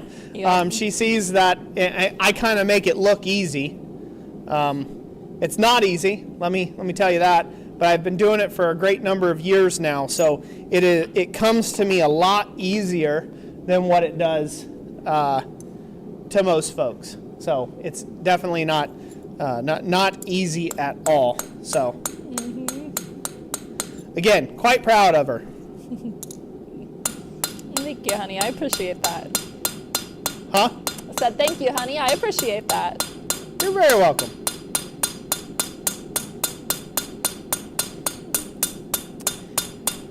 Joshua Rivas says that video was really cool. Thank you. I'm imagining they're going to have another video contest in the spring, again, this upcoming year. And basically, it's put on by the Visitors Bureau. They're trying to use it to get people to come and visit, the Alpena area up here in Michigan. And so yeah, I've been working a little bit on my video, but we're going to do somewhat around Aurora Borealis for this next one, so I think it'll be pretty epic. Yep. So for those of you who don't know, which again most people don't, one of a little side hobby I have beyond blacksmithing is I like, ever since we've moved up here to the north, I'm a pretty big fan of aurora chasing. So I like to go around and I like to get cool shots of the Aurora Borealis. Can everybody see that okay? Yep. Pretty neat. That's simple enough. Made that one really quick. Kind of speeding it along here, eh? Put this down. Put it on a leg. Oh no, Joe, I won't be running for any type of office anytime soon. Oh, what's that? He asked if I'll be running for office anytime soon. He'd vote for you? Oh, I guess so. Probably not anytime soon. Put a little eyeball in there. Give him a little eyeball. Boop. Eyeball punch. Thank you, Janice. I appreciate that. There's a little Rudolph. Little Rudolph. Set that one aside. Ah! Renee Shepard says, my hubs is the quiet one in the family. Yeah, no one's ever accused me of being quiet. I am not the quiet one of the family. No, I don't think that happened.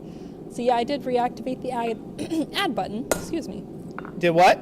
Oh, I said I reactivated the add blocker button. Yep. Like it counts down. Good. We can send in a formal complaint to YouTube.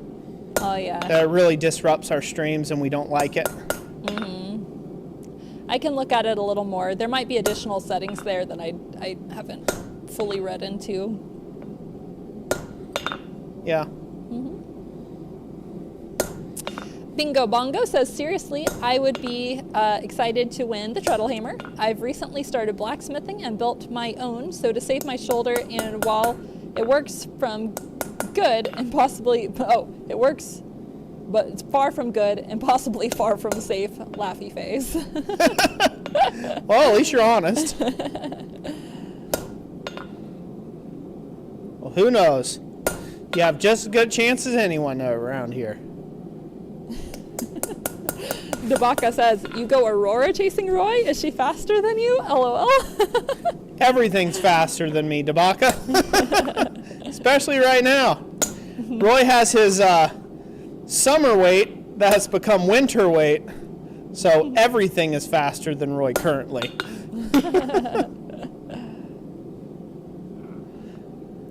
So my winter weight becomes Santa weight. That's right. Just got to convert it. For this particular year, so I just got to own it. Cool. Redneck Forge says, I like to take pictures of the sunset. Very cool. It is neat. Yeah, they can be very colorful. Roland Spradlin says, you're my favorite blacksmithing channel. I greatly appreciate a channel that is Christ-centered. We have a Christian band, and I don't make myself watch videos with bad language. Oh, very cool. I'm glad you enjoy the channel. He said he's got Christian, is it a Christian rock band or Christian? Just Christian band. I don't Christian think it's band, specified. cool. The Red Plague. You have to email me a soundtrack or something. I'd like to hear what you guys play. Yeah. Chris Kelly says, hey, round is a shape. What is that? Round is a shape. Round is a shape? Uh-huh. What is he referencing? It's the Santa comment. Well, I mean, yeah, true. True. Yes, very true. Round is a shape. It seems to be a shape these days I'm very good at. Red Plague says, how is forging in the north? I've been looking into moving there, but wondered how much it affected the forge. It affects the forge like none at all. It's great. I like forging in the north, hence I'm here. Way better than forging in the south, in my humble opinion. humble, not so humble opinion. You learn to layer. Yeah, you learn to layer up. The problem with forging, the problem with forging in the South, if you will, okay, there's nothing wrong if you live in the South, you know, and you're forging there, you get adjusted to it or adapted to it. But if you're a big guy like me, forging in the South is you just sweat all the time. You sweat just thinking about forging. In the winter or in the summer, you just sweat thinking about forging. I don't like doing that myself. So I like the North. I like where it's cold. I'd move even further north. Arctic Circle, sure. Antarctica, I'm game. Let's go for it. I love the cold. Go hang out but with that's some the kind of penguins. person I am. So it's definitely not for everyone. The other big thing is the peace and tranquility you get the further you get away from human beings. You just get a little bit more peace and quiet and solace and northern lights. Yeah, icebergs in the lake, the Great Lakes. What's not to like? Tim O'Connor says Ohio isn't that far south, Roy. Compared to where I'm at, it's really far south. It's funny when we moved up here, you know. So we're 6.5 hours north of Dayton, Ohio. Almost directly north. And what's funny is, you know, when you look at it on a map, you know, I always envisioned like Saginaw or Flint, like Michigan being like super far up there. Like, man, that's really far north. I had some cousins that lived around the Saginaw area, and I'm like, wow, they get a lot of snow. They're up there. That's like really far north. We're like 3 hours. Well, we're like 2.5, almost 3 hours further north than Saginaw. So, like up north. So when you look at it on a map, you're like, oh, okay, hey, you know, we'll do the hand thing there. You know, here, go to the camera number 2. Yeah, we'll do the hand thing here. You're like, oh, Saginaw's like here. We're like here in the hand. So we're not in the UP yet, but we're way up here. So it's a big distance between those two, those two places. So it's interesting. I didn't know there was that much more North Country up there. You know, around Saginaw and stuff, everything is still pretty much almost like Ohio. There's not that much difference. There's still quite a bit of farm fields, cornfields, and things like that. Where we're at, there are more trees and deer than there are people. So that's what we like about living up here. Yeah. So much. Because we're both very outdoorsy people. We like being in the great outdoors. Don't we, hun? That's right. We like hiking, Yep, camping. going on nature.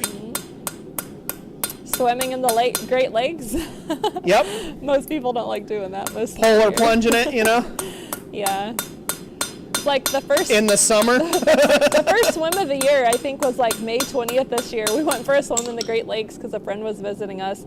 And I decided only to get an ankle deep because the water was below 60. And Roy and his friend were out there for over an hour. And they came out and they were like blue and they were just completely cold. The water was 49 degrees. Yeah, it was really... The water was 49 degrees, and we were in there 2 hours. A bunch. 2.5 hours. Yeah. It's fine once everything goes numb. I was great. I will tell you, I looked like a cooked lobster, though, when I got out of there. The amount of frostbite that was across my entire body was unreal, but I loved it. Loved every minute of it. It was great. Can they see that up close? Uh-huh. Yeah. It's a little pocket cross. It's a little pocket cross. Pretty neat. Give it a little bit of flair. Little flair. A little bit of texture. Thank you, Tim. He said he liked the lake shot with the stump. That was at Reed Lake Foot Trail. That's like one of the National Forest hiking trails. Yep. All right. Renee, yeah, we can grow food up here.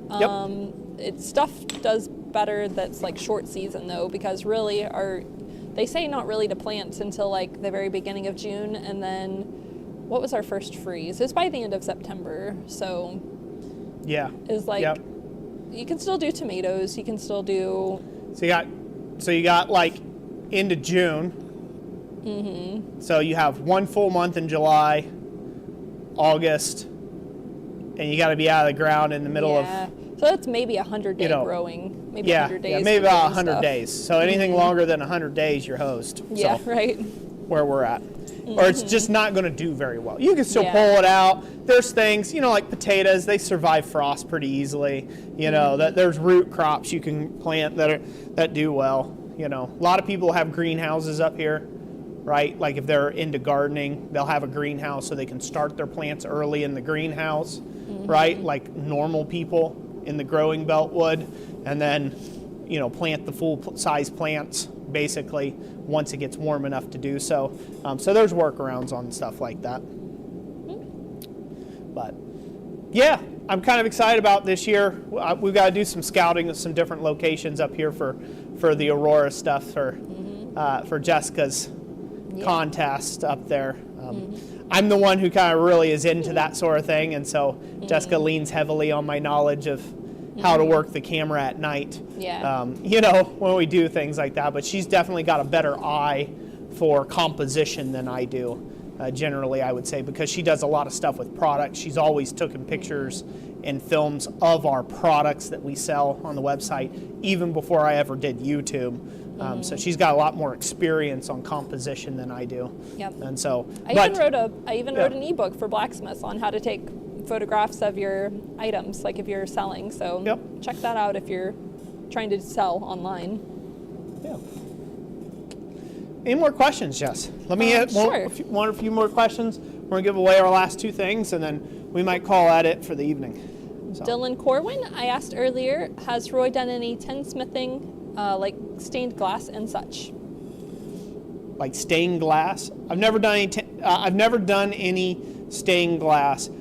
There was a portion in my life really early on that I was a tinner. So tin knocker, anybody knows what those are, HVAC guy.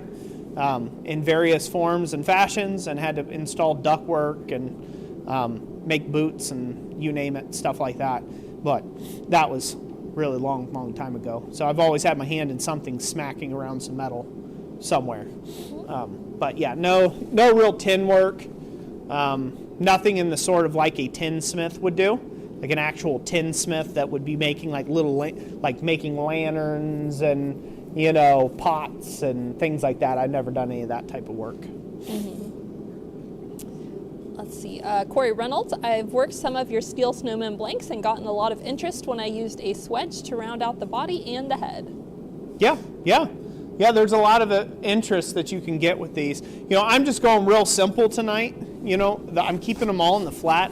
You can add as much dimension as you like with these things. Generally speaking, if you can give them a little 3D pop by putting them in a swedge or hammering them, getting a little dome to them, creating some areas of highs and lows, you could get a lot more interest. And so, yeah, definitely doming the snowman, especially like in its body areas, like its body parts, like its head and its main body. It could be a real cool way of doing it for sure.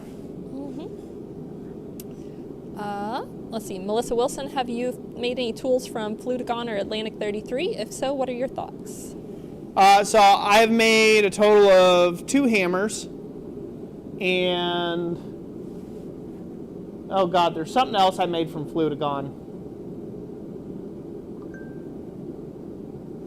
I can't remember what the other thing it was that I made from Flutagon. I think it was a punch. It was like a punch of some sort that I made from Flutagon.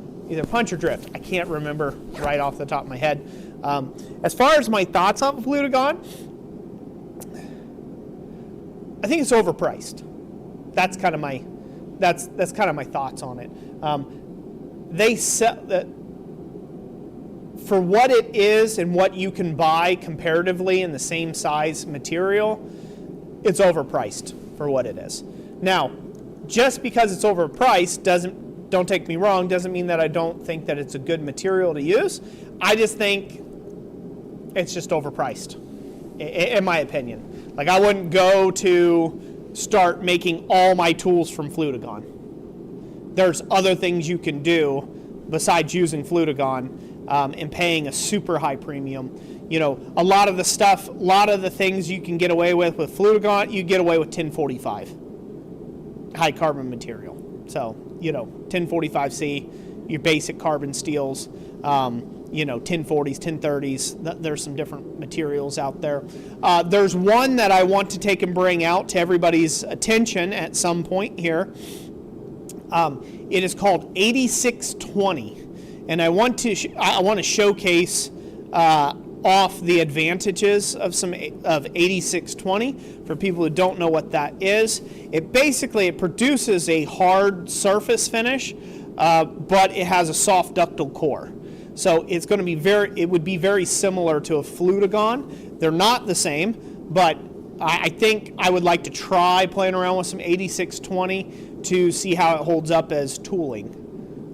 If it's another option, because it will be a lot cheaper than Flutagon by a boatload. By a boatload. But there'll be a video upcoming on that when I get some stocked in, and I might offer blanks of it if I, like some pieces, short pieces, so people don't have to buy 20 and 40 foot long bars of the stuff.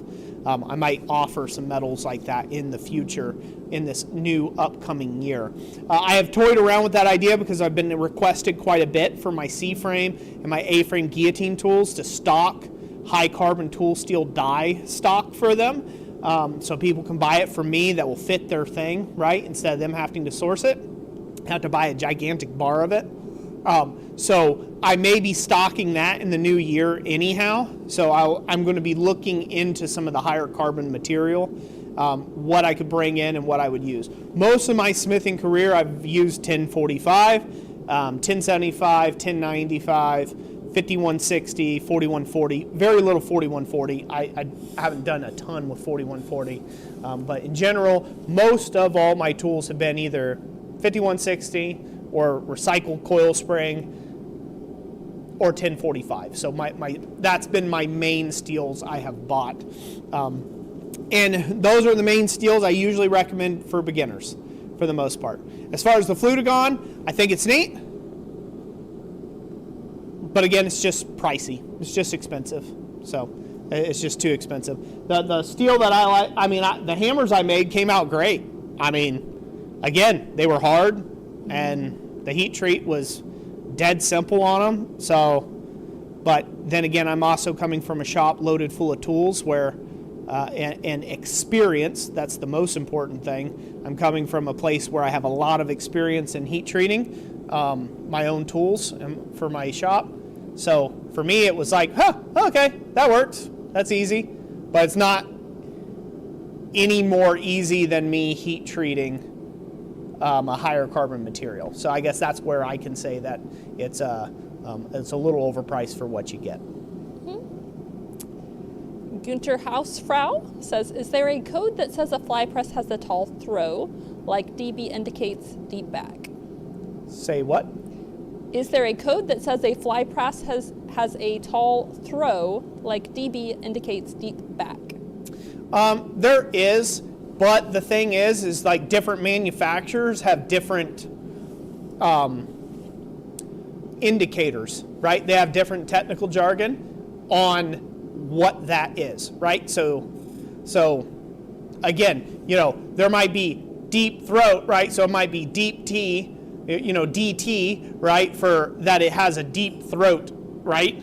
Or again, DB, deep back, or you get what I'm saying? So the jargon could be different amongst a bunch of different manufacturers. I haven't been able to find a lot of good technical data sources on any used fly presses out there. Generally speaking, it's people making guesses. Sometimes educated guesses, sometimes just guesses. So I really can't say if there is. I'm sure there was an entire number designator system out there, number and letter designator system to indicate exactly what you're getting. But I've seen, so this is a number 6 fly press. It's not marked with the number 6 anywhere on it. But by rough estimates of the size of the screw, and the pitch of the screw, it should be a 6 6-ton fly press or a number 6 fly press. But I've also seen big floor standing models with 4-foot diameter wheels with a number 6 on them. So is that a number 6? Is that just a 6-ton fly press? Or is it a 60-ton fly press? I mean, they got a 4-foot bed on them. Right? Is bigger better, or is it just a bigger frame? But it still puts out the same pressure output. Those things are a bit lost to time unless you have an old catalog that particular item came from, where you can get that information. It's a bit sparse out there. I've done a lot of research on fly presses, and the information is sparse by my research out there. It's a lot of, you'll Google search it and you'll get a lot of opinions, I guess. Well, mine's this. Well, mine's that. Well, okay, it's guys trying to compare, right? Guys, gals trying to compare. Well, mine does this. Well, mine does that, right?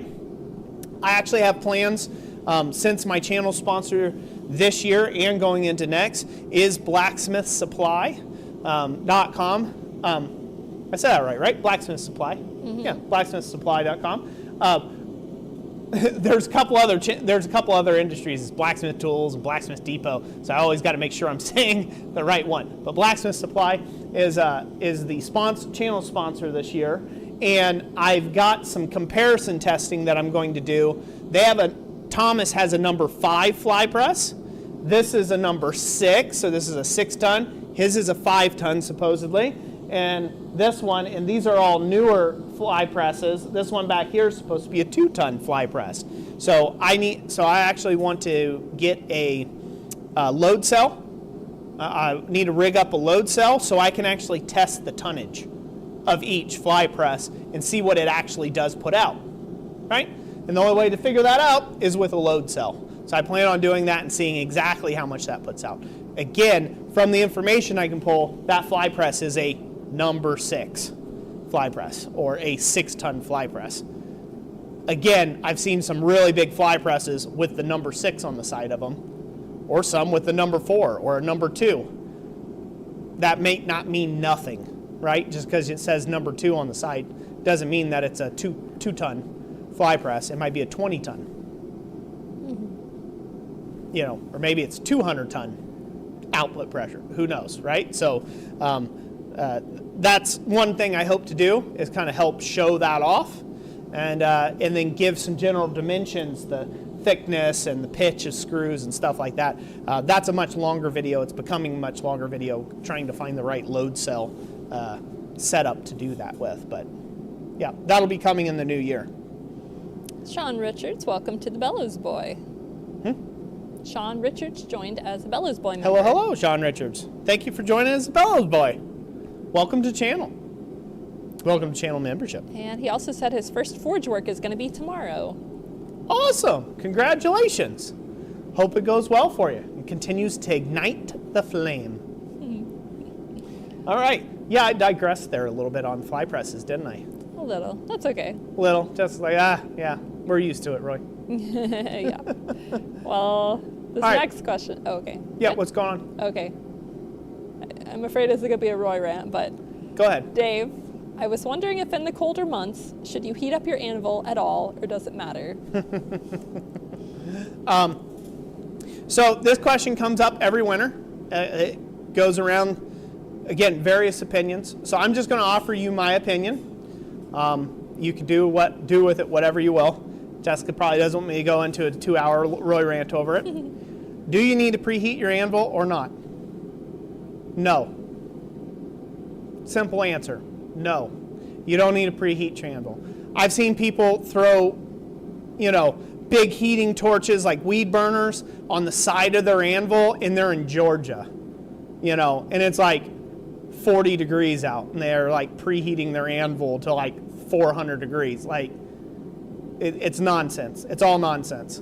You will not see any appreciable, I promise you this, you will not see any appreciable difference when you bring out a piece of steel that's 1800 to 2700 degrees, right, or 2200, whatever it is, probably about 1800 to 2200 degrees. You are not going to see an appreciable difference at all, a cold anvil versus a warm anvil. You're not. Olga is 465 pounds, and she is never, and I do repeat, never warm. Never ever is she warm. Not. She's cold-hearted, baby. She don't care. Just never warm. So it's the same difference as, it's like if the anvil was sitting at 0 miles an hour and you come flying into it at 1,800 miles an hour, or if the anvil's at 30 miles an hour and you come flying into it at 1,800 miles an hour, who's going to move? You are at 1,800 miles an hour, right? Like it makes no difference. That anvil's still sitting still, and you can think of thermodynamics the same way. There's too much delta T, or temperature difference. It's too wide to make a difference. So that's it. Where preheating anvils has come from and all that nonsense has come from is from historical accounts of people heating up a small anvil by their fire for like nail making or for making small forge welds and things like that, and it sits on the forge, right? And it's there for quickness, to be expedient. That's where that's come from. That has blown out into now people think they need to, carry their 3,000-pound anvil inside for the winter and take it outside, when they're ready to forge. It's nonsense. It's all nonsense. Absolute nonsense. So this anvil, just the other day, I was forging on it, and because the dew point was just right, it had condensation all over it. Because we live in a moist, cold environment, right? So the temperature difference had changed. It was a little warmer. The anvil was cold. And so I had condensation, a layer of condensation all over it. And I forged on it just fine. And that condensation never left the whole day. As soon as I pulled the steel away, it was wet right where I had been forging. It had come right back. So this anvil is never warm. It never gets hot, and I forge all my steel. I have never preheated an anvil.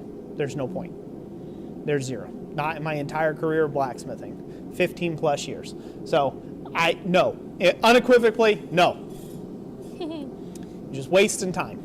Get out there, get hammering. Just like rust. Here's my next, I'll do this. I get asked all the time, what do you do to keep your anvil so clean of rust? Use it. That's it. End of story. Use it. My surface, if you go to camera number 2, Jess, my surface stays this clean, not because I wire wheel it. I don't sand it. I don't do anything to it. I use it. I hammer the heck out of steel on it, and so it's always under abrasion. And see, you can almost see my hand in there, can't you? Mm-hmm. It's very reflective. I've done nothing to this anvil. No sand disc, no flat disc, nothing. And it stays clean. When I don't use the anvil for, say, maybe I have to go away for a week or two, right? I'm at a conference or something like that. This anvil will develop a layer of surface rust. What do I do to get rid of it? Hammer on it. That's it. Hammer on it, and it disappears. So it will be a millennia before this thing rusts away to nothing. A millennia. So I won't be around here to care. So get to using on it. If you do need to protect your anvils with something, any oil-based product that you can rub on it will keep it somewhat, keep the moisture off, right? And that's about it. That's the biggest thing you could do to keep your anvil surfaces good. You're smiling. People must be making some interesting comments, huh? Yeah, they're making some jokes. Yeah. Sean Richards says, as a beginner, how difficult will working with copper be? Will what? Working with copper be? Not hard at all. You just have to understand what copper is, what it does, and you have to learn through experience. So copper is softer than steel, so you can't use copper in any sort of architectural applications other than decorative. But you forge all sorts of stuff out of it. Again, it's just softer. You heat it up, you quench it, you cool it down, you forge on it. You can get it hot and you can forge at it, like at its quenching temperature, or at its annealing temperature. You can bring it up to that red heat and forge on it, and it forges like butter under the hand hammer. So you can work it hot, you can work it cold. Your choice. Stop hitting on it once the sound changes. Where's that at for you? I don't know until you test it, until you play with it enough yourself to find out where that line's at. Yeah, it sounds. You'll hit it and it'll sound like you're smacking clay. Thut, thut, thut, thut, thut, thut, thing, thing, thing, thing, thing, ting, ting, ting, ting, ting, ting, ting. And that's what it sounds like, and it's work hardened. You stop hitting it, go heat it up again, quench it off, or heat it up and work it from there out. And that's how you tell from copper. But it's a little different, it's a little backwards from steel, but it forges exactly the same. Forges exactly the same. Bingo Bongo says, is a brass hammer bad for forging? Yeah, you're going to get a lot of deformation on a brass hammer. It's not bad. I just say that you're just going to get a lot of deformation on the hammer itself. So, and you're not going to get a lot of, it's going to have a tendency, a brass hammer is almost like a dead blow hammer. It's going to have a tendency to absorb that kinetic energy you're putting into the piece versus repulsing the kinetic energy like a hardened hammer would do in a hardened anvil. So even though you could forge on a fully copper anvil with a copper hammer and forge a hot piece of steel on those, and you would be able to deform the hot piece of steel, you would get some deformity in the face of your anvil, you would get the deformity in your hammer, and you're getting that deformation because some of that kinetic energy you're imparting into the piece is going to moving and spreading the copper hammer or the anvil, right, to deforming those pieces. So even though you could, it would not make the best option. Oh. Harold Hodgkinson says, do we have to buy a sweater blank to enter the contest? Nope, absolutely not. You can make whatever you want. Make it out of individual bars of steel. Just got to be a sweater. Sweater shape. Could be 3-dimensional, 2-dimensional. And metal. In metal. That's it. Metal and That's sweater. the only requirements. Preferably ugly. Or pretty. Make it pretty, but it doesn't have to be. It can be ugly. It could be an ugly thing because that's why we called it an ugly sweater contest. So it can be ugly, and you don't have to put out your most fine work. This is one of those times you got to dumb it down. Yeah, boy Crunch says, how flat does an anvil need to be? There's no rule on it. So a flat face on an anvil is handy for straightening things. It's handy and it's conducive to good work, good ironwork. It helps you versus hurts you. If you have an anvil that's got a big sway in the back, or maybe the edges are kind of chewed up, right? Those are blemishes on your anvil that you will have to work around. Olga may look like she's perfect, but there are some blemishes on Olga that I have to work around, right? So every anvil will have its own amount of character, and you will have to find out what portions of that character works for you and what parts don't. And you can only find that out through experience and time, right?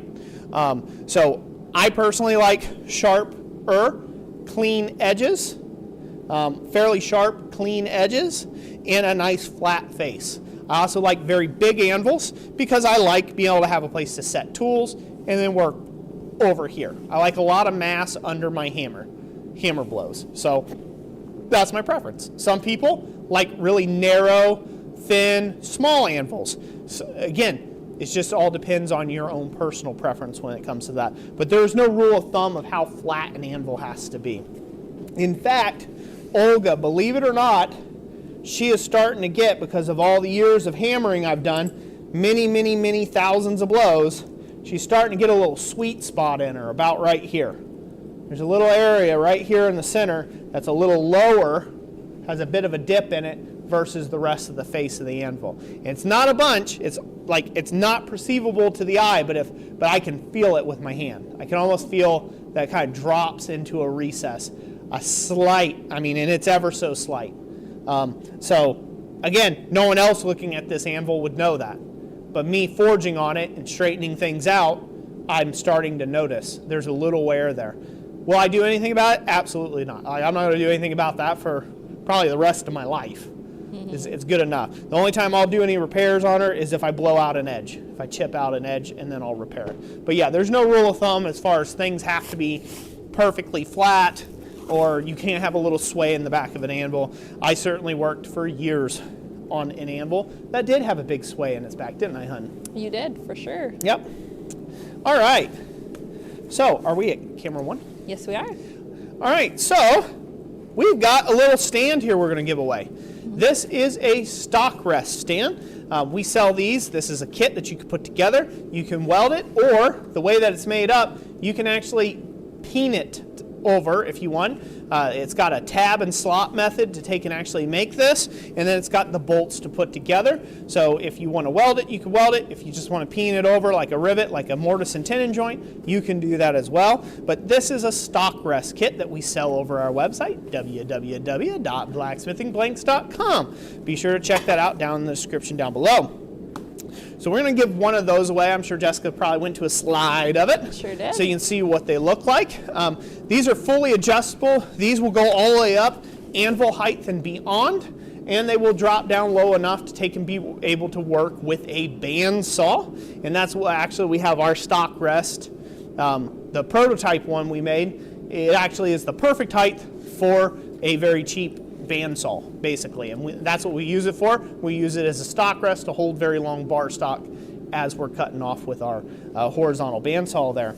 But you could use it at the forge, use it as at the hand as a third helper tool to hold longer pieces for you, things like that. But we're going to go ahead and draw for that now. So someone say stock rest or blacksmith's third hand or things of that nature, and we will go ahead and ring the anvil and find out who's it going to. All right. Sound good? Sounds good.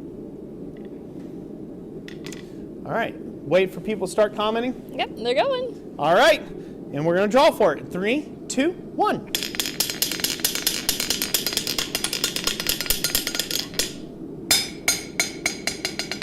Who do we have, Jess? We have Robert Lonis with stand. Hey, Robert Lonis. You won one, brother. With the stand, if you will. Stock rest, stand. You get it. You know what to do. Contact us. Contact email, description. Do it now. You know how it works. All right. So, another point about that, about the rust on the, how do you get rid of the surface rust? If you go to camera number 2, Jess. Yeah. I'll show here. This hammer, at the start of this week, before I started using it, had a coating of rust all over this face. I did not touch this up with anything. This is just from use. So it polished it right back up. Took care of it. Just by using it.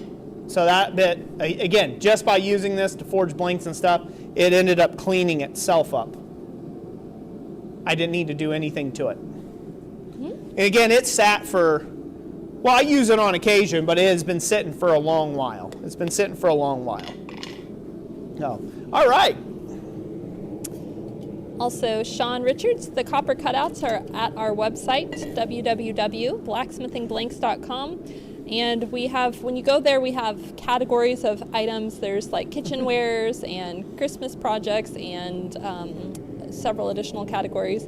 So if you go under Christmas projects or the one that says other ornaments, and you click on one of the listings, and then you go to the drop-down menu that allows you to select the quantity, you'll see there that you can select the quantity and the material that it's made out of.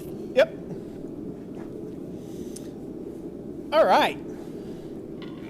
So, now for the big one. Now for the big giveaway item. That's Before we right. do that, how many people we got in the chat with us just this evening? We have, and Robert Lana says thank you. You're very welcome, Robert. Looks like we currently have, making sure it's uploading, 109. 109 people. Woohoo! Well, thank you, everybody, for being here. Greatly appreciate you all being around. Oh, they've stayed through my rants. They have. And all my other nonsense, huh? Uh-huh. Oh, well, cool. So glad to have everybody here. So we're going to go ahead and draw for the Treadle hammer kit. This Treadle hammer kit is made by us, offered through our website. Of course, you're going to hear that a lot because it's a pretty big portion of what we do to take and help supply the blacksmith community with some good blacksmith tools and goods. So, thank the CNC bed for a lot of the giveaway items in this evening. And so, it's what we do, so you're going to hear that a lot. But we are going to be giving away the Treadle Hammer Kit. Now, this is the year of the Treadle Hammer. We've done the year of the Forge. We've done the year of the Anvil. Done the year of the Sledge. And now we're doing the year of the Treadle Hammer. So, year of the Treadle Hammer Kit. So, what you will get is you will get a base model kit. It comes with everything you need except for a 2x4 to mount it, a hammer to use as your sledgehammer, and a place to whack upon, right? So that has to be provided by you, a sledgehammer and a place to whack upon and a place to mount it. But it comes with everything else you need in order to get you in business quickly with another tool of your shop that helps free up one hand. So it'll give you a great little option of a swing arm treadle hammer. So the kit that we're offering is a base model kit. The base model, it comes with everything you need in order to mount a regular sledgehammer through it and use on an anvil. We also have an air assist kit that can be purchased separately with it and is backwards compatible. The air assist kit allows you to use an air cylinder in place of your foot to pull down and strike the anvil surface or to strike your material with. And then newly released this year, we have a heavy hammer upgrade. You probably heard about that earlier on.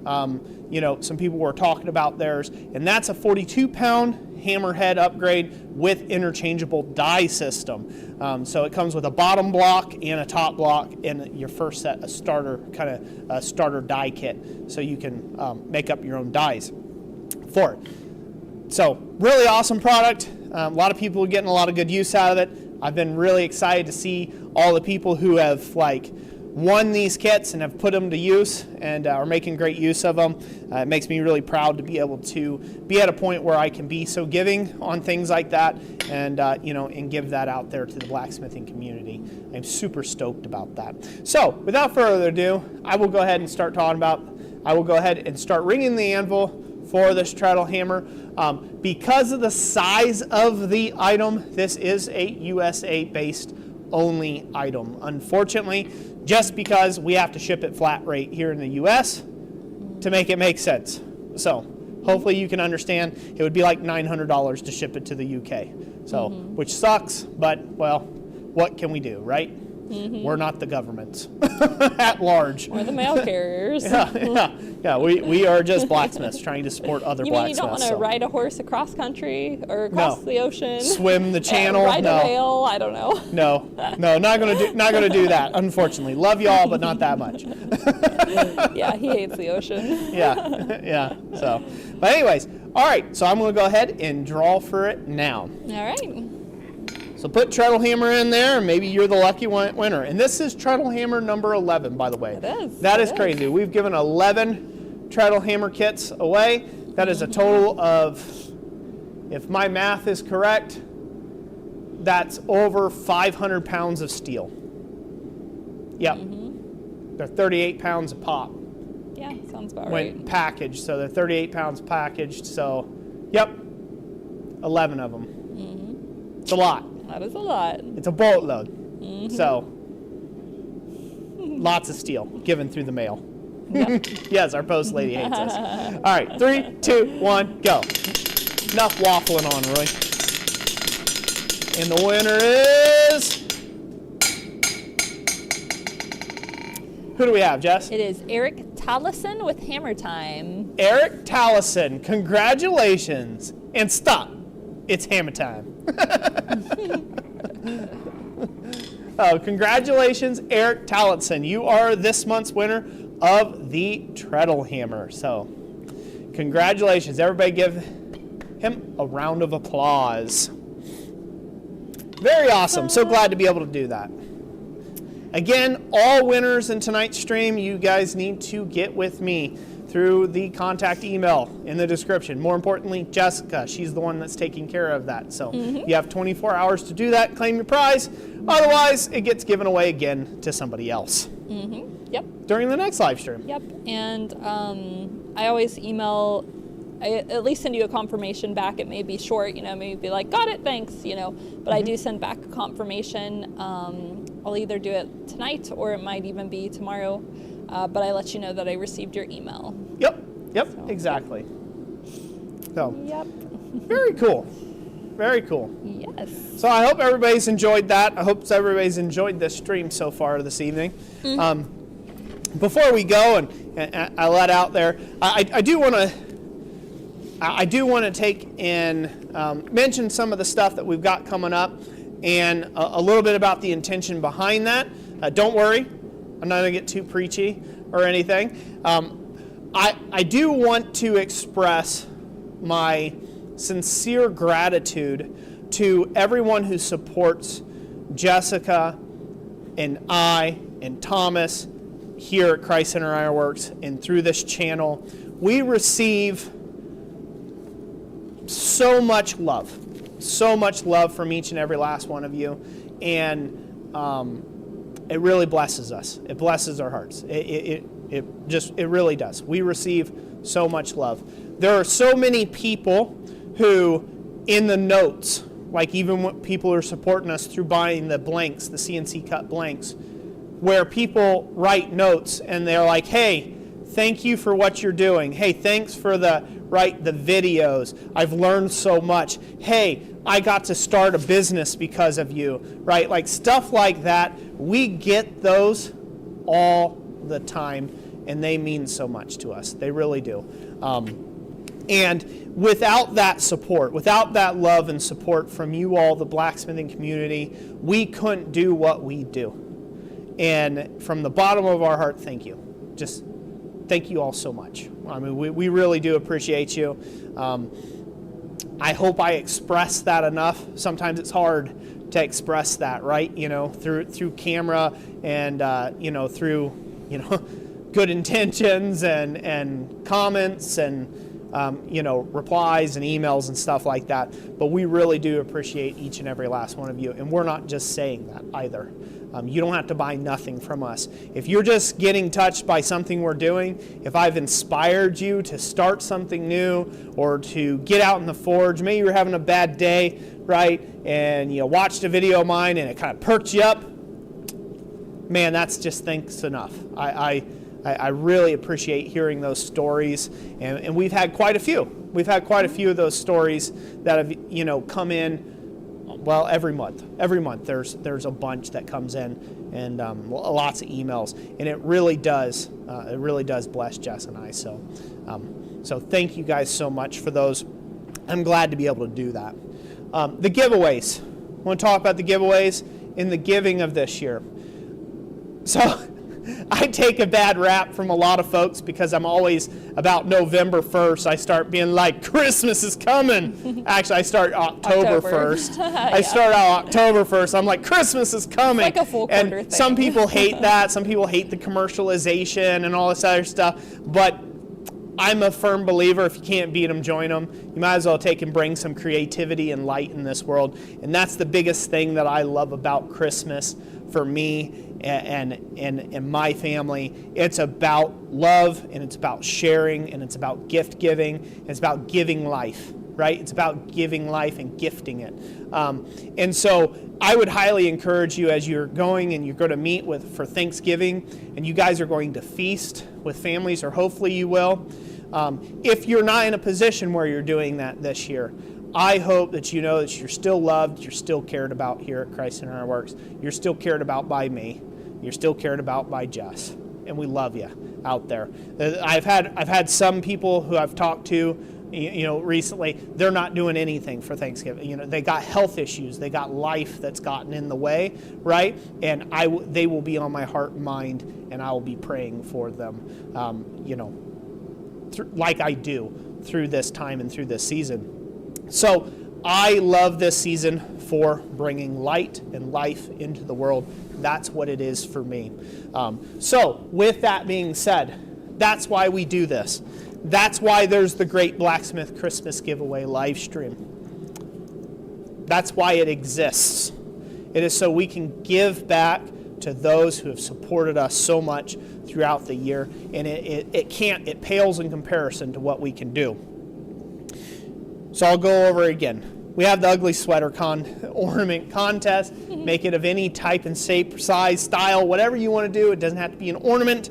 It could just be an ugly Christmas sweater that you've attached some metal things to. I don't know. Get creative with it. It's meant to be a fun challenge. We're just going to pick some of our faves, and we're going to share that out there with the blacksmith community so we can all have a lark and all have a laugh with it, right? And so with that, we're giving away roughly $175 worth of prizes, right? You know, gift cards, right? So there's gonna be a $100 prize, there's gonna be a $50 prize, and a $25 prize. To the website, totally redeemable. You know, you can buy blanks from it, ebooks, whatever you want to do, right? So that's one method of giving back. The next method of giving back, again, is you get 10% off, and we give 10% of every order. And that is the entire checkout order. So if you bought $1,000 with us, there's 10% of that money is going straight to the Ronald McDonald House this year. You know, and you get 10% off. So you get another 10% off that $1,000, right? So it's a really great thing to do. We did this with for 3 years running? We did 3 years running with St. Jude's Children's Hospital. We're not affiliated in any way. We just write a big check from the blacksmith community. That's what we do. We write a check from the blacksmith community is what we do. And we donate on the community's behalf. And we're happy to do that with all of our income that we bring in through the holiday season. We love doing that. So I do hope that some of you might take part of that as well. And then the Great Blacksmith Christmas Giveaway live stream. That's happening the 15th of December. What is that for? It's a party, man. It's a party. It's levity. It is meant to be exciting and uplifting. I don't care if you feel like crumb. Show up. Show up to it online. Tune in. Let us try to bless you. Let us bless you with some jokes, and you guys can laugh at me. I plan on wearing a really ugly sweater myself during the Christmas forging thing. You guys can just get a giggle at me being a goofball. You know, it's meant to be fun, cheery, uplifting, and I do hope you guys will attend to that because I think it's going to be a lot of fun. It's going to be a lot of fun. So that's those 3 items. There's 3 different ways that you can get a part of the giving, a part of the loving, a part of the giving and receiving of light and life during this time of year. And, you know, we really hope that you guys will join and participate. So thank you guys so much for supporting this channel. Thank you to all the awesome channel members. And, yeah, I can't say it enough. Thank you guys so much. And so with that, one of the favorite times of all the streams, everybody's like, get out of here, Roy. Shut up. Jessica is going to lead us out with a poem of some sort. These poems, these actually poems were collectivized by Adam Flewell Smith. Yeah. Speargrass, right? Adam Speargrass. Yep. Speargrass Forge. Yep. So under the Chestnut Tree. Which he dedicated this book to us, which was cool. Yeah, he dedicated the book to us, which is awesome. So last live stream I read. How can you not love that, right? Like when you get a book dedicated to you, it's amazing, right? You know, so it's a collection of poems, right? You know, it's a collection of poems. So that's pretty cool. I don't know if he has those available on Amazon or I think so. Kindle or anything like that. I think it's on Amazon. Adam Speargrass Forge, drop it in the comment section. Leave earlier. Oh, you had to leave? Yeah. Oh, darn. Yep. Okay, see, missed the chance. Oh, but anyways, we'll have to start doing that. We'll have to get a link from him or something that we can drop drop down there before. So, anyways, thank you guys so much. God bless each and every last one of you. If Jessica doesn't have anything else for me, no other comments or questions? I think we're good. Concerns? Okay. Yeah. All right. I can't wait to see you guys December 15th. It is going to be amazing stream. Bring your buddy, bring a friend, call in a sister, bring an aunt. All get down with some popcorn, eat a turkey leg, you know. Good stuff. Feasting. Can't wait for it. Can't wait for it. Steaks the giving. Somebody said it was going to be steaks giving. Steaks giving for Thanksgiving. Yeah. So happy Thanksgiving to everyone. And I can't wait to see you during the December 15th live stream. God bless each and every last one of you. Jessica, lead us out, would you? All right. First, before I start the poem, I'd like to say thank you, Ed Zimmerman, for the $5 super chat, who said, great show, thanks. Thank you, Ed. And Robert Lannis, thank you for the $20 for postage. We appreciate that. And also thank you to everybody who's wishing us a happy Thanksgiving. We hope you all have a wonderful and a blessed Thanksgiving as well. All right, I just randomly flipped open to this one. I didn't even practice it, so you guys get it right off the paper. This one is off of page 156, and it's called Fall, the Blacksmith Season, which I felt was fitting. So since we're about to be in December, and we'll have to start reading winter poetry instead. There's a lot of satisfaction for the blacksmith in the fall, when the nights begin to lengthen and he heeds the fireside's call. When the fields are brown and yellow and the crops are rolling in, then the farmer's purse and barn loft fatten out when they were thin. When the winding road through the township, over hill and dale and glade, is windswept, drear and cheerless, and with swirling leaves overlaid. When the wind of fall is whistling round the smithy day and night, then the farmer's purse is fatter, and he'll give the smith his mite. Storms will follow fall aplenty, there'll be snow and ice galore, and the cold will find the marrow of the smith through crack and door. He will shiver as with palsy, and beat his arms about, but the farmer's got real money, so the smith will smile and shout. Yes, the blacksmith loves the fall time, though the days do shorten so, and the fields are thin and barrow when the crops of commerce grow. Yet he loves this time and season, as he loves his anvil's den, for then he counts real money as the farmer's coins roll in. W-O-B. I like that. That's cool. So, thank you again, everyone, for joining us for Take care, this everybody. lovely live stream and this wonderful weekend. And we hope that you all have a great weekend. And we will catch you at the Great Blacksmith Christmas Giveaway. Take care. Bye now.